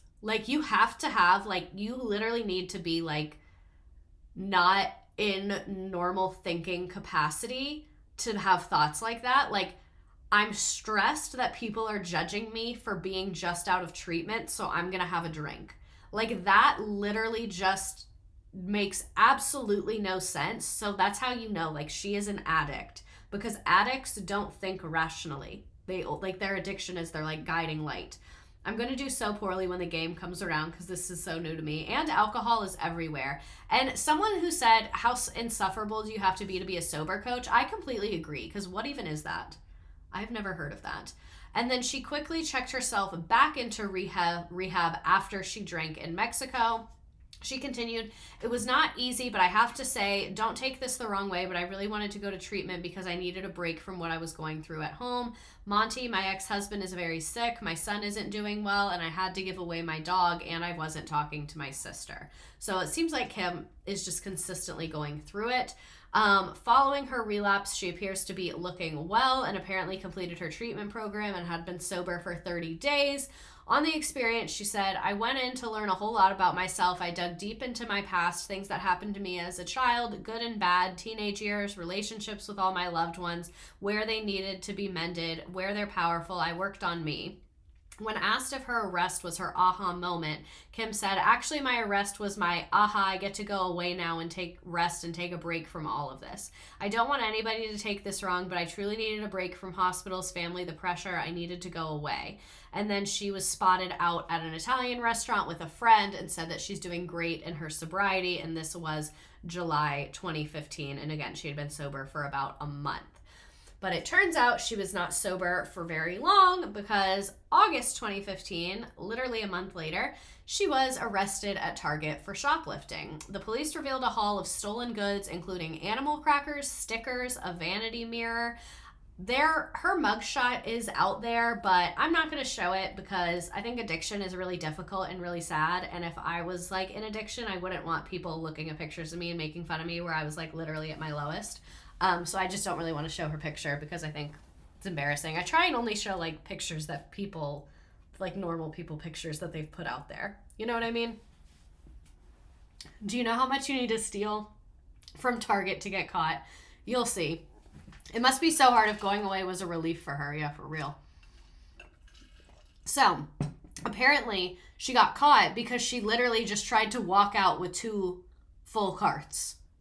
So, you will get caught doing that. She was spotted grabbing reusable bags at the location and filling them with merchandise from the dollar section before heading to the express line and leaving without attempting to check out. The website reported that she had told the store clerk that the merchandise had already been paid for, attempting to repeat the maneuver with the cart loaded with toys and beauty products. After the former Bravo star made it 3 feet out of the store, enough to warrant a shoplifting case, she was approached by the security guard who escorted her to the booking room where her picture was taken. Target has a booking room? That's scary.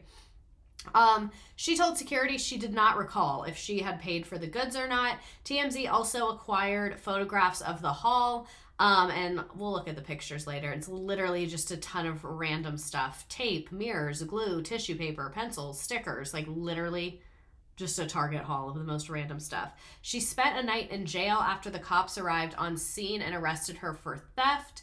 And then she pleaded not guilty in court, and then it was reported that she was checked into an undisclosed hospital by a family member to receive help after her arrest. Her family checked her in. She wants to get out ASAP, but the family refuses.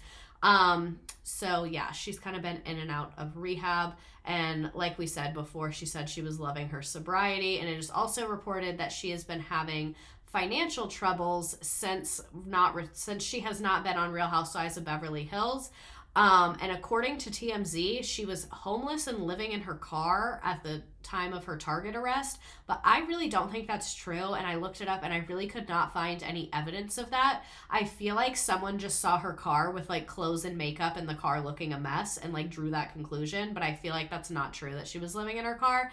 One thing that I do believe that I did see other places is that she was bouncing around at friends and family members' houses. That I do believe. I absolutely believe that. But yeah. And apparently her comments about loving sobriety back in July were shortly after she had fled the rehab facility in the middle of the night. So, side note, from 2012, actually, I thought I did have the pictures of the Target haul. Let me find it. Kim Richards Target stole. Because I didn't want to put her mugshot, but I will put a picture of the stuff that she stole. Okay. Here you go. Here's the TMZ photos. Literally, it's just a ton of random stuff. Just tons of random shit from Target that she stole. For God knows what reason. So, from 2012 to 2018, she was in a relationship with a businessman named Wynn Katz, and they appeared together on WeTV's Marriage Boot Camp in 2018 and split after their appearance on the show. I was going to watch this clip, but I feel icky about it because we were just talking about her addiction, and I found this clip before I read the addiction stuff, so now I don't want to watch it, and also it's kind of boring.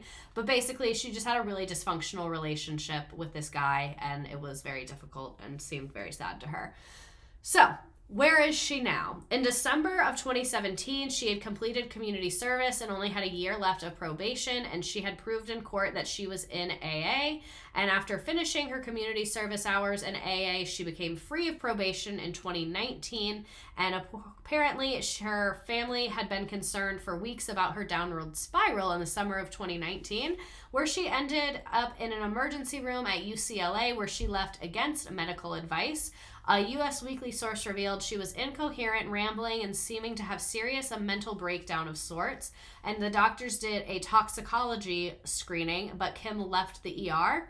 And apparently Bravo has footed the bill for Kim's rehab. Andy Cohen spilled in the tell-all book, Not All Diamonds in Rosé, that Bravo helped her out during her 2011 stint in rehab. When it was clear that it was a real problem, we wanted to be responsible, and we wanted to put her in a situation, and we didn't want to put her in a situation where anything could be exacerbated. One thing about Bravo is they are going to make sure that they don't get sued. So, This is the most recent Kim news I could find. People were questioning her sobriety after a very weird cameo because there was a 10-minute long cameo that she sent to a fan that they put online. They shared the clip, which was a birthday gift, and it said, "My girl Kim being shady," plus talking about Kathy on the show. And it was 10 minutes and just very odd. And it seems that the birthday message took quite a tangent as she started talking about things that had happened on Real Housewives of Beverly Hills. And she was sitting outside and had her hair in braided pigtails. And the video was shaky and she was moving around as she was filming. And a lot of people think that she was intoxicated on it. And she literally is just like rambling and rambling and rambling. According to Entertainment Tonight, she's been to rehab 4 times like we discussed. And she said that for the sake of her kids and her grandkids, that's why she's focusing on her sobriety. But I don't really know if she's sober. I don't know what the status is right now. It seems like she really is suffering with addiction, and Kyle has been heavily involved with her storyline and helping her out and checking her in and her kids and all of that. So it's just a lot. Kim seems like she's been through quite the time. So I wanted to move and pivot and talk about the drama between Kyle and Kathy and their husbands. So September 2011, Mario Umansky launches the real estate brokerage called The Agency.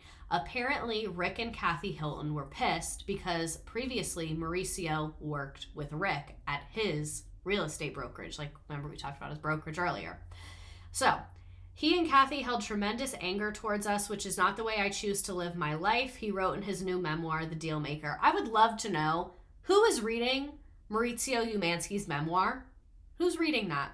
Naturally, Kyle was very hurt by their reaction. It was a difficult pill for her to swallow. The Real Housewives of Beverly Hills star's husband left her... Mauricio left Rick's real estate firm after he wanted to be made a full partner, and Rick said, "No, we're not doing that." So I went home to Kyle and told her what happened. She agreed with me that it was very unjust, but ultimately it didn't matter what we thought. In my opinion, Rick wasn't going to change his mind, and he wasn't prepared to pay me what I had earned. He explained that if he paid me what I deserve and promoted him to partner and showed me an inkling of professional love, he would have stayed. For their part, they didn't see it that way. They just couldn't understand how I could make the decision overnight and not give them the chance to convince me otherwise. So I want to explain where it says like paying me what I deserved and things like that. So this is how real estate works. Basically, the real estate agent, they are an independent contractor of the brokerage. So being a partner means that you're like an owner in the brokerage, so you get a lot more clout and you get to decide things. If you are not at that partner status, you basically have a contract with the brokerage that says of what money you bring in, how much do you get to keep? That's called your split.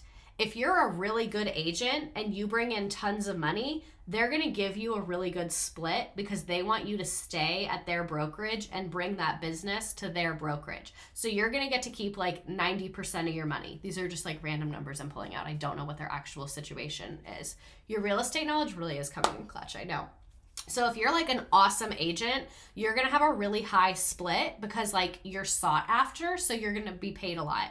If you're like a low down agent, like you're really new, you don't have many connections, you haven't sold that much, you're probably not going to have a very good split. You might have like a 60-40 split, which is why real estate's like kind of fucked up because the more money you make, the more you get to keep, but the less money you make, the more the brokerage gets. It's very, very weird.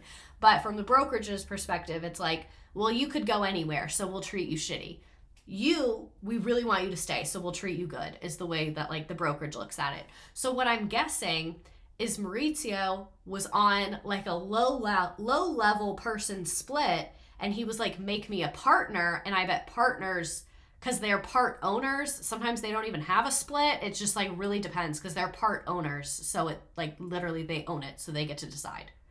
So I think that was the situation, is he wanted into like the cool guy club, and they were like, literally no. So that's why he was like, I'm going to start my own real estate brokerage because then I'm the owner and I get to do whatever I want. So real estate knowledge coming in clutch. Oh, we will talk about Alison Dubois. Fear not. So he claimed that Rick seemed like he was okay with it, but later learned that that was not the case. So again, from my perspective, there's never been any bad blood between the agency and Hilton and Highland. What I did not expect is that after he'd given my resignation more thought, Rick stopped speaking to me, which extended to Kyle and our whole family, and of course his wife, Kathy, Kyle's sister, did the same. Yamanci claimed that he's not exactly sure what triggered the falling out, but maybe fears that he would poach Rick's client. That's a big thing. Like, if Mauricio had repeat clients, like people who, they own 10 vacation homes. Mauricio was their agent for all of them. If Mauricio opens his own place, they're going to keep going to Mauricio. They're not going to be like, oh, I'm going to be loyal to Hilton and Highland when Mauricio was the one helping you. So that's why when an agent leaves a brokerage, it's like a big deal because they take most of their clients with them, because the clients have the relationship with the agent, not with the company.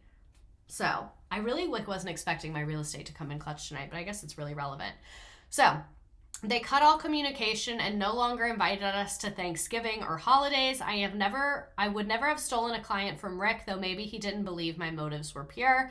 And he said he has to this day, he has never ever hired an agent from Hilton and Highland. This is really impressive because real estate agents get passed around like hot potatoes. They are always switching brokerages. So the fact that he never hired an agent from Hilton and Highland, and the agency is huge. The agency is a huge fucking company.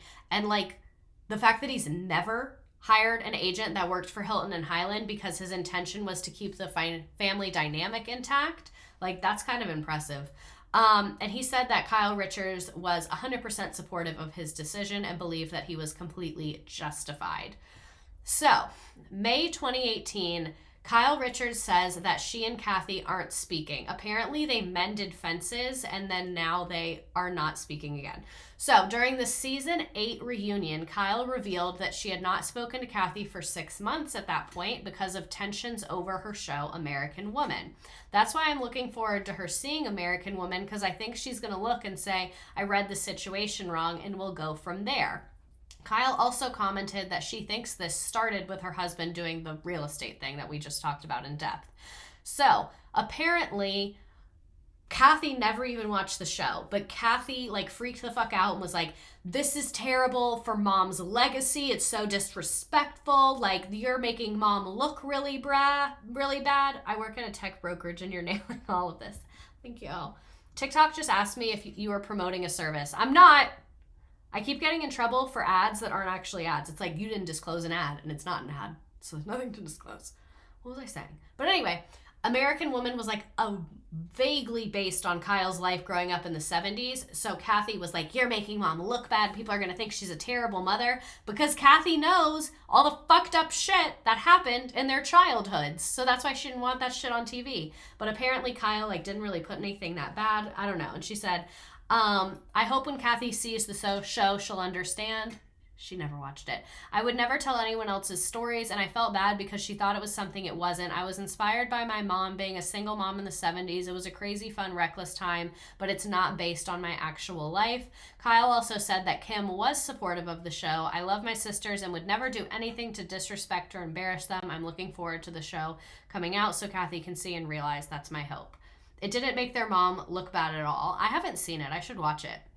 So, in September 2018, the three sisters appeared to be on good terms. They posted together for Instagram and Kim said, I can't tell you all how much this birthday meant to me in 2018. Having both my sisters next to me meant the world. So, look at Kim. So during an appearance on Watch What Happens Live in 2019, Kyle addressed a rumor about Kathy joining Real Housewives of Beverly Hills, which she kind of did. She was never like holding the diamond, but she was on it a lot. She said, my sister Kathy's actually, people don't know this, but she's one of the funniest people there is. She's a practical joker and very, very funny. I think she would be an amazing housewife, actually. Then in 2020, Kathy Hilton does end up on Real Housewives of Beverly Hills and joined as a friend of. So meaning that she was not there full time and would not share about her personal life. She would just go on like some of the dinners and the trips and stuff, but she was making more money than all the other ones, which I find hilarious. And then at the season 11 reunion, Kyle and Kathy spoke about their history and both got very emotional. Kathy said she was upset by the first season of Real Housewives. Kathy was really upset by the limo scene. The scene we watched in the limo, Kathy did not like that. She said, I kept thinking about my mom. What would mom do? As the oldest sister, I feel a responsibility. I think there's part of me that was very much holding on to things like that, don't you think? Kyle said to Kathy about their issues. When you can stand back and look at yourself by having this show on like that, it can help more people pick up the phone or just be vulnerable and not waste time in a relationship. Because we wasted a lot of time. Kathy also shared her feelings about American Woman. She said that anything involving her late mother is difficult for her. Just the fact that she's not here anymore, it's very hard for me. And at the season 11 reunion, Kyle shared an update about Kim and referenced, yes, I do have her current phone number and we are all good. Because again, they were going through their various woes and Kim was going through a lot at that time, like we talked about. And then when asked if all three sisters might appear together, they said, we'll see, maybe one day, whatever. And then July 2022, Kyle Richards says that filming with her sisters is difficult. When my sister Kim was on, it was great, and then it was awful. It was one of the worst times on the show for me ever. With Kathy, I was like, it's going to be great. We're having fun. And we really did the last season. Of course, something happened this season, but we're sisters, we're blood, so we'll always come back together at the end of the day. So what happened this season? The Aspen incidents. Oh, I hate when Nearpod does this and like takes away my little spaces and it glitches like that sometimes. So, very recently, Real Housewives of Beverly Hills, Kyle organizes a shopping trip to a hat store in Aspen called Kimosabi. Kathy is excited to see that the shop has a bar that is serving her tequila brand that she's an investor in, Casa de Sol. She gets upset because Lisa Rinna orders Kendall Jenner's 818 tequila. Apparently, to add insult to injury, Kathy wanted to have the housewives taste Casa de Sol the night before, but no one was game. So Kathy's pissed because no one wants to try her tequila. She took Lisa's snub. This is the season I stopped watching. She took Lisa's snub at the hat shop very, very personally and then stormed out saying she was fucking pissed off. Things seemed fine later that night, but then Kyle is like, let's go to another club, where apparently all hell breaks loose and Kathy has a meltdown. The cameras were not there when Kathy had the meltdown because they were in like a private club where they don't allow cameras. It's like a celebrity club. I can't remember what it was called, but it was like a rich people club. And according to TMZ, Erica accused Kathy of making homophobic comments at the club, saying that Kathy said basically that the DJ wouldn't play a song that she wanted and that he was a FAG. So, yikes on bikes. And Sutton suggests that Kathy was a little off. She kept asking everybody to do the conga line. I don't think anybody wanted to do it. Next thing, she's in my face saying that she wanted to go home, and if you don't go home with me, you're not my friend. And in her confessional, Diana was not a good Real Housewife. She said, I saw her completely rage screaming at the girls, mostly at Kyle. Kyle confirmed Kathy's anger in her confessional. Kathy was saying she was pissed off and I had to leave the club right now. I was very confused because I didn't know what happened, so I said, no, I'm not doing that. We just got here, Kathy. And then the drama escalated in the car on the way back to Kyle's house because apparently Lisa Rinna left with Kathy. This is so Courtney K saying, Kim, kids are dying right now. People are dying, Kim. So apparently Kathy and Lisa leave, and then Kathy just like continued to pop off in the car. Kathy spoke about all these women. Some she lumped together. Crystal, Sutton, pieces of shit. They should be fired. Why are they even here? What she said about Dorit is that she was a stupid, useless idiot. It's a barrage of, I can't fucking believe I have to be around you fucking peons. I don't like them. Why do I have to be with them? They need to go away. They're idiots. I have to do everything around here. This is my show, by the way. I have big deals over at NBC. Everyone is protecting me and I will fucking ruin Kyle. And then apparently on this drive, Lisa was sending like a play-by-play and texting people what was going on. She said, I feel like I have seen the devil and her name is Kathy Hilton. This is definitely giving Big Kathy vibes. And no, that is so true because later on the show, Kim and Kyle are talking about it, and Kyle starts crying, and she was like, I just don't do well with the yelling. I don't like when people yell. I didn't like when Mom yelled. Like, I just don't like it. She's her mother's child. Lisa really said, I'm documenting this. And then apparently they get back to the house. Kathy is like jumping up and down, screaming, throwing shit, going ape shit. Lisa Rinna locks herself in her bedroom in the house, and then Kathy texts her. You can see 12:53 a.m. Please do not say anything we discussed. Otherwise, it will make a huge scene that everyone gets dragged into. No bueno. Please, it goes further than you would want to know. Silence is golden. I am staying silent. I'm so scared of Kathy Hilton. I am so scared of her. If Kathy Hilton texted me, silence is golden, I am staying silent, I would get rid of my phone. I'd be like, we're good. Such an old money response. Such an old money response. And Lisa Rinna is classic new money to be like putting it on my Instagram story. Boop. Posted. Please do not say anything, as Lisa has already texted 50 people. Literally, Lisa's like on Instagram Live. She's like, guys, the devil is here and it's Kathy Hilton. Be silent or be silenced. She said, do you want to be silent? Or we'll silence you. It's like the opposite of what Oprah said. So Kathy later went to Kyle's house to apologize, and this is insane. She was wearing a t-shirt that said peace, like peace on earth, written across it, and it was the same t-shirt that she wore on her tirade in Aspen. Kathy Hilton has probably never repeated an outfit other than this time. Let me find the picture. Kathy Hilton peace t-shirt.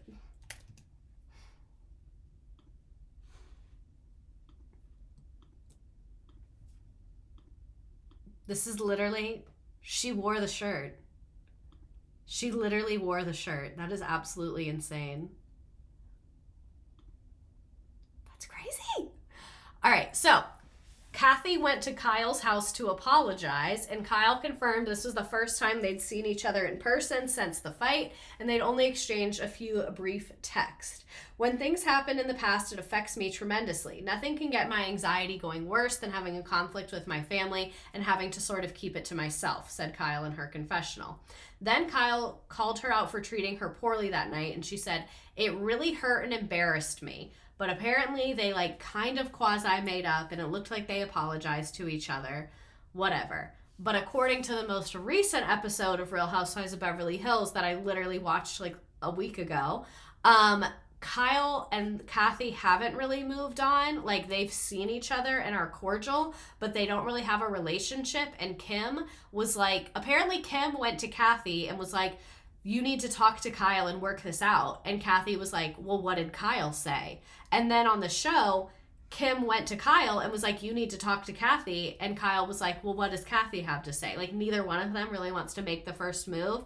I've always had a Kyle bias, but I swear her family members are so unhinged. Meanwhile, she's just there like, someone earlier said, Kyle has had a lot of shit happen to her, but she also plays herself as the victim. I think that's so true, and I think Kyle is a little off her rocker, but I think her family is just so fucking crazy that she seems really normal, like by association. Help, she's still at the restaurant, Aspen.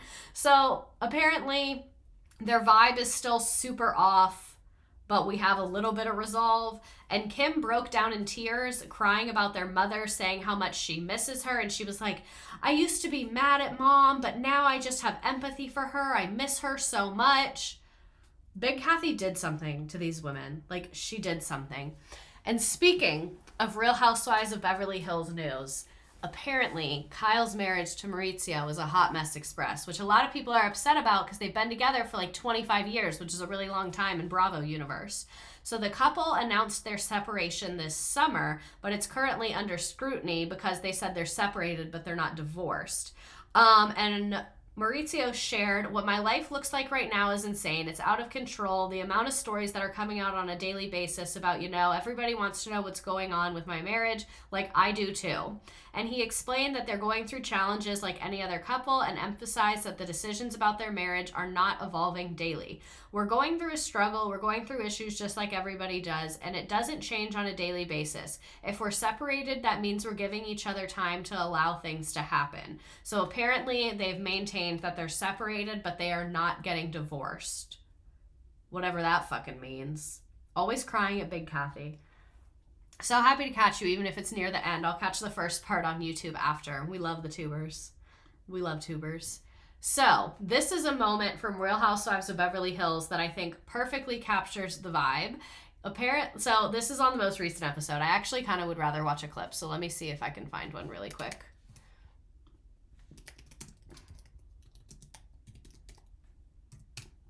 A moment.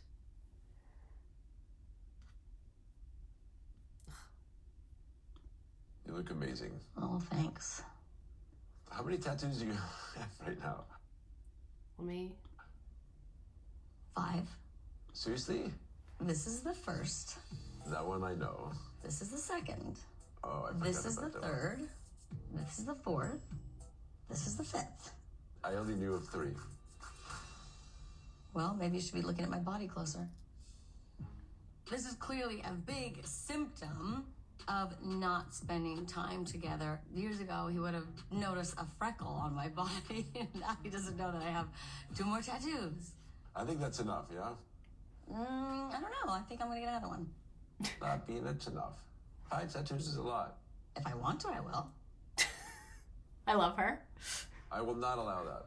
You didn't even know how many I had, so... I will not allow that. I'm gonna get one. What are you gonna do? It's my body. I love Bean. Stop that. You don't need any more tattoos. You don't have a choice. Honey, you look amazing. Oh, thanks. So... How many tattoos do you have? Who does he think he is? No, literally. When me and my boyfriend were watching that, I was just staring at him, and I was like, I wonder what you're thinking right now. Yes, we are about to talk about Morgan Wade. Don't worry. Stop that. Where she said it's my body. Stop that. So that's literally what we just watched. So yeah, I'll skip that. So Kyle might be in her lesbian queen era. She has become extremely, extremely, extremely close friends with Morgan Wade amid her separation. They first became friends after connecting on social media, and they do joint workouts together, and they go on vacation together. And Kyle permanently commemorated their relationship by tattooing a K onto Morgan Wade. I will say Morgan Wade is literally covered in tattoos, so I can see where to her. She was like, whatever, what's this little K on her? Who cares? But that's a lot to get a tattoo for someone. They poked fun at the relationship rumors in Morgan Wade's video Fall in Love With Me, which features Kyle as the country singer's love interest, where they're in the bath together, feeding each other fruit, and they almost kiss. And then later that month, Morgan spoke exclusively with People about her relationship with Kyle and said, "We're friends. The internet is a dumb place." Just 2 heterosexual women out on the town. Nothing to see here. Like, that was weird, and that man is still so damn hot. I hate his veneers, though. Veneers give me the ick. Like, just have teeth, dude. The closet is glass. Like, I'm sorry. Y'all are wearing matching outfits. Be serious. The video was very gay, and I ate it up. Friends. Just gals being pals. Just a couple of cool friends hanging out. And a man separated from his wife, skiing with much younger, almost naked women. Groundbreaking. That's Lily Pons and then somebody else. History will say they were roommates. Stop. And they were roommates. So my question is, they do have a 15-year-old daughter. Who is taking her to school? Who's watching Portia? If Kyle's out here tattooing Morgan Wade and Maurizio is out here skiing with young naked women, who's watching the 15-year-old? That's the $1 million question. So I had to end it with the most important thing of all time. This is a dinner party from season 1 This is Alison Dubois. Alison Dubois is an extremely, extremely famous psychic. She has worked with the police many, many times. If you have ever seen the show Medium, it is based off of her life. I don't know if you believe in psychics, but if one of them's real, it's definitely Alison Dubois. She has helped solve many, many, many crimes. And this is her at a dinner party with Kyle in 2010. Psychic, how come she didn't see that what Kelsey was doing to Camille as we sat there? Good point. Well, couldn't you just tell us without telling us something scary? Something that's not scary? Yeah. Oh my God, but what I want to tell you might be My God, I started Real Housewives of Beverly Hills at the same time I was watching Medium and lost my effing mind when I saw this episode. I love Medium. Okay, I'll be quiet now. This is important.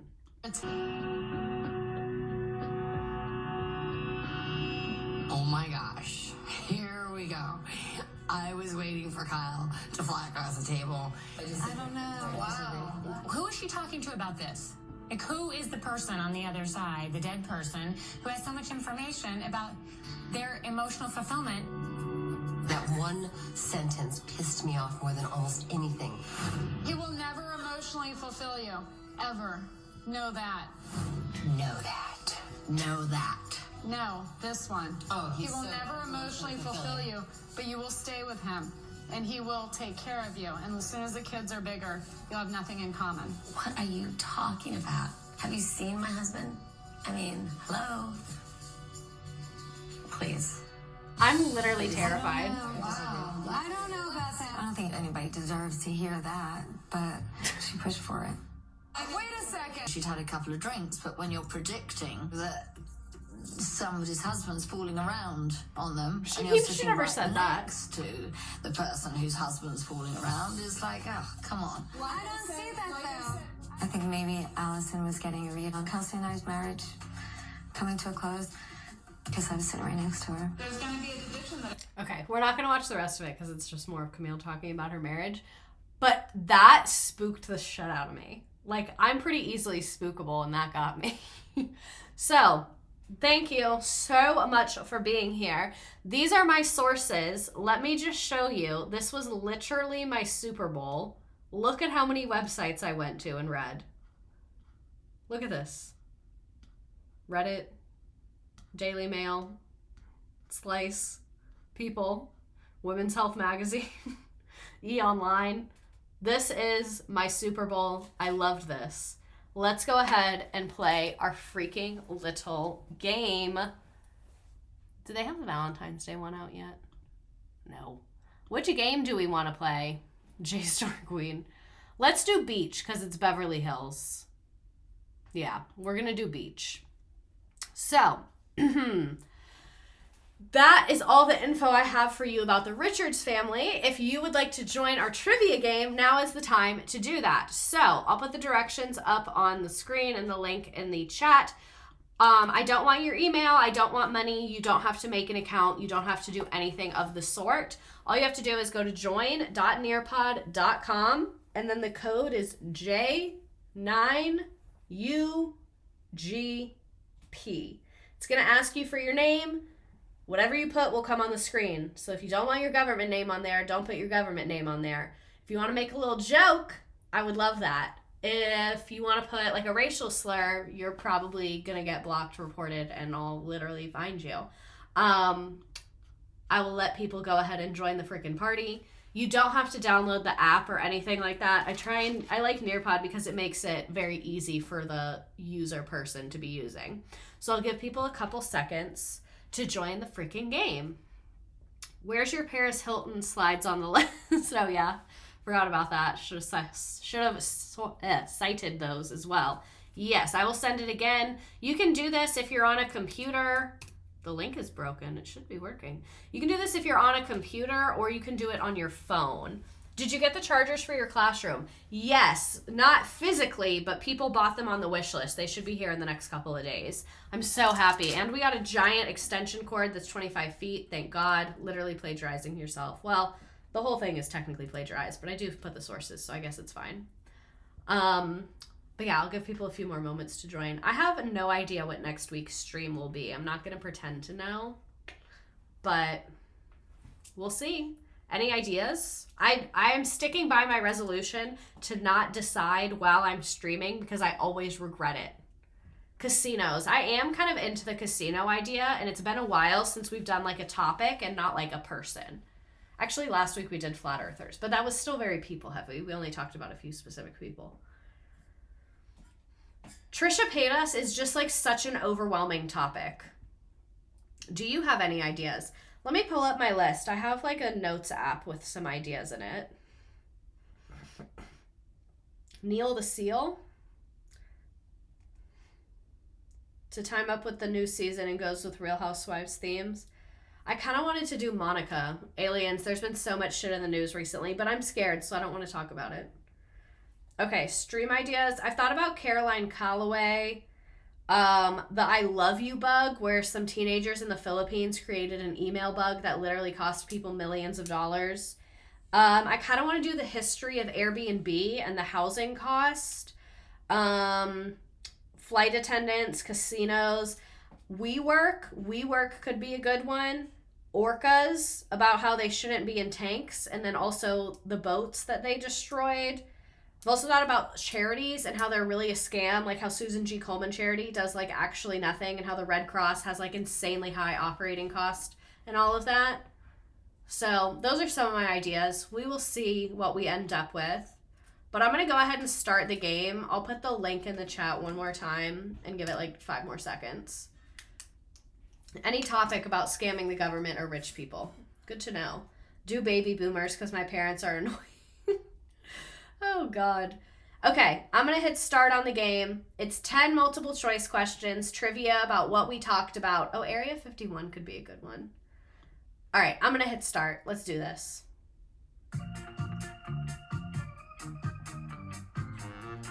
Itching for a proper history lesson. I'm sorry, I just talk about history all day at work, so I kind of just want to like shit talk when I get on here. Like today I was teaching about like the founding of the KKK, so I just like can't be serious at night when I had to be serious all day, you know? What did we learn about today?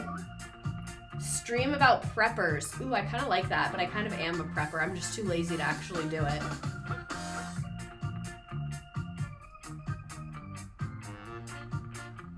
The Dugan Richards Hilton family. I didn't mean to talk about Yolanda Foster, but we did.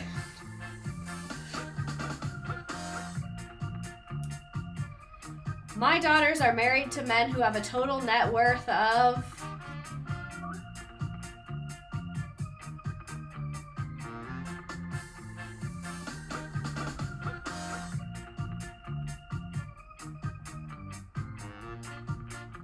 $13 billion. I was so sure this would be on the quiz. Good thing I remembered. It was an easy one. Who is Kyle Richards' niece?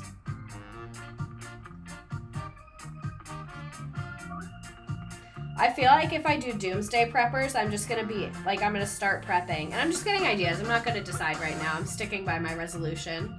Y'all are fast at this today. Paris Hilton, not Lisa's wine glass, Kyle's parking lot, Gluten Richards Jr. Y'all are hilarious. What famous movie is Kim Richards in? I hope you guys know the wrong ones. I did a lot more pictures this time.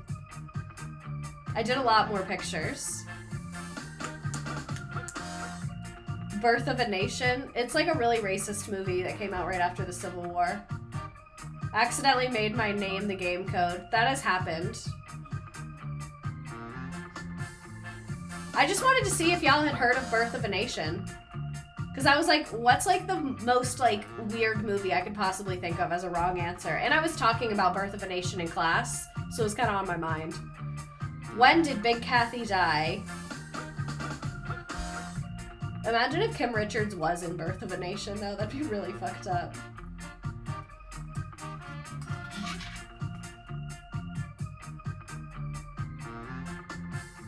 I'm glad someone appreciated the last night answer choice.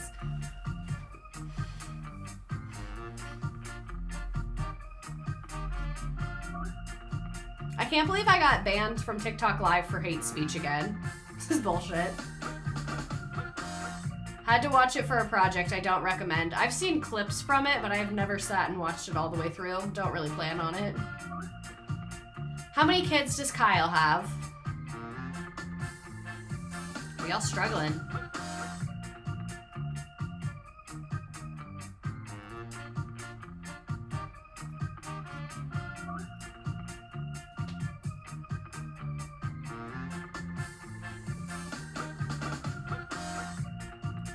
Mixed up my sisters. It's tough. That's the tough part of this game. They all have K names.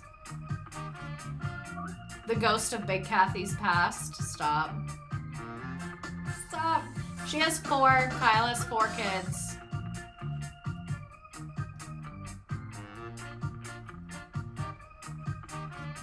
What kind of dog did Kim Richards have? I was really proud of these answer choices too.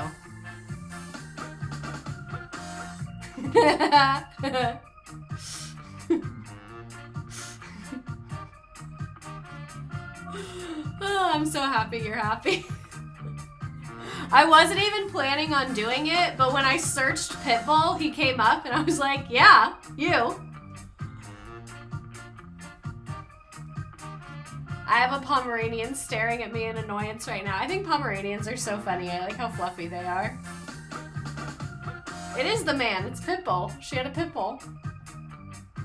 Ah. Play on words.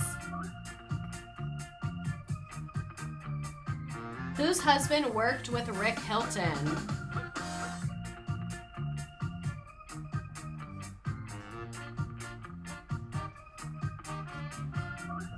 This one's easy. If you get this wrong, I'm going to be embarrassed for you.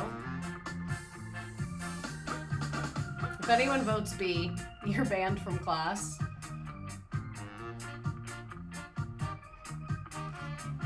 You were being a silly goose with the picture choices. Y'all, last time when y'all were like, we like the pictures, I was like, we can do something with this. This is what I mean when I say, like, I can't be serious at home now because I was serious all day. I can't do stuff like this at work. That's insane. But I can do stuff like this on here because, like, we're literally talking about Real Housewives, so it's, like, not that serious. Who did Kathy text after the Aspen fight? The pictures are an IEP sleigh. Stop. I like that the ghost of Big Kathy's past is winning. She's with us tonight. Stay silent. The Aspen fight was the best part of this. The way we don't even have footage of it. And who predicted Kyle's marriage falling out?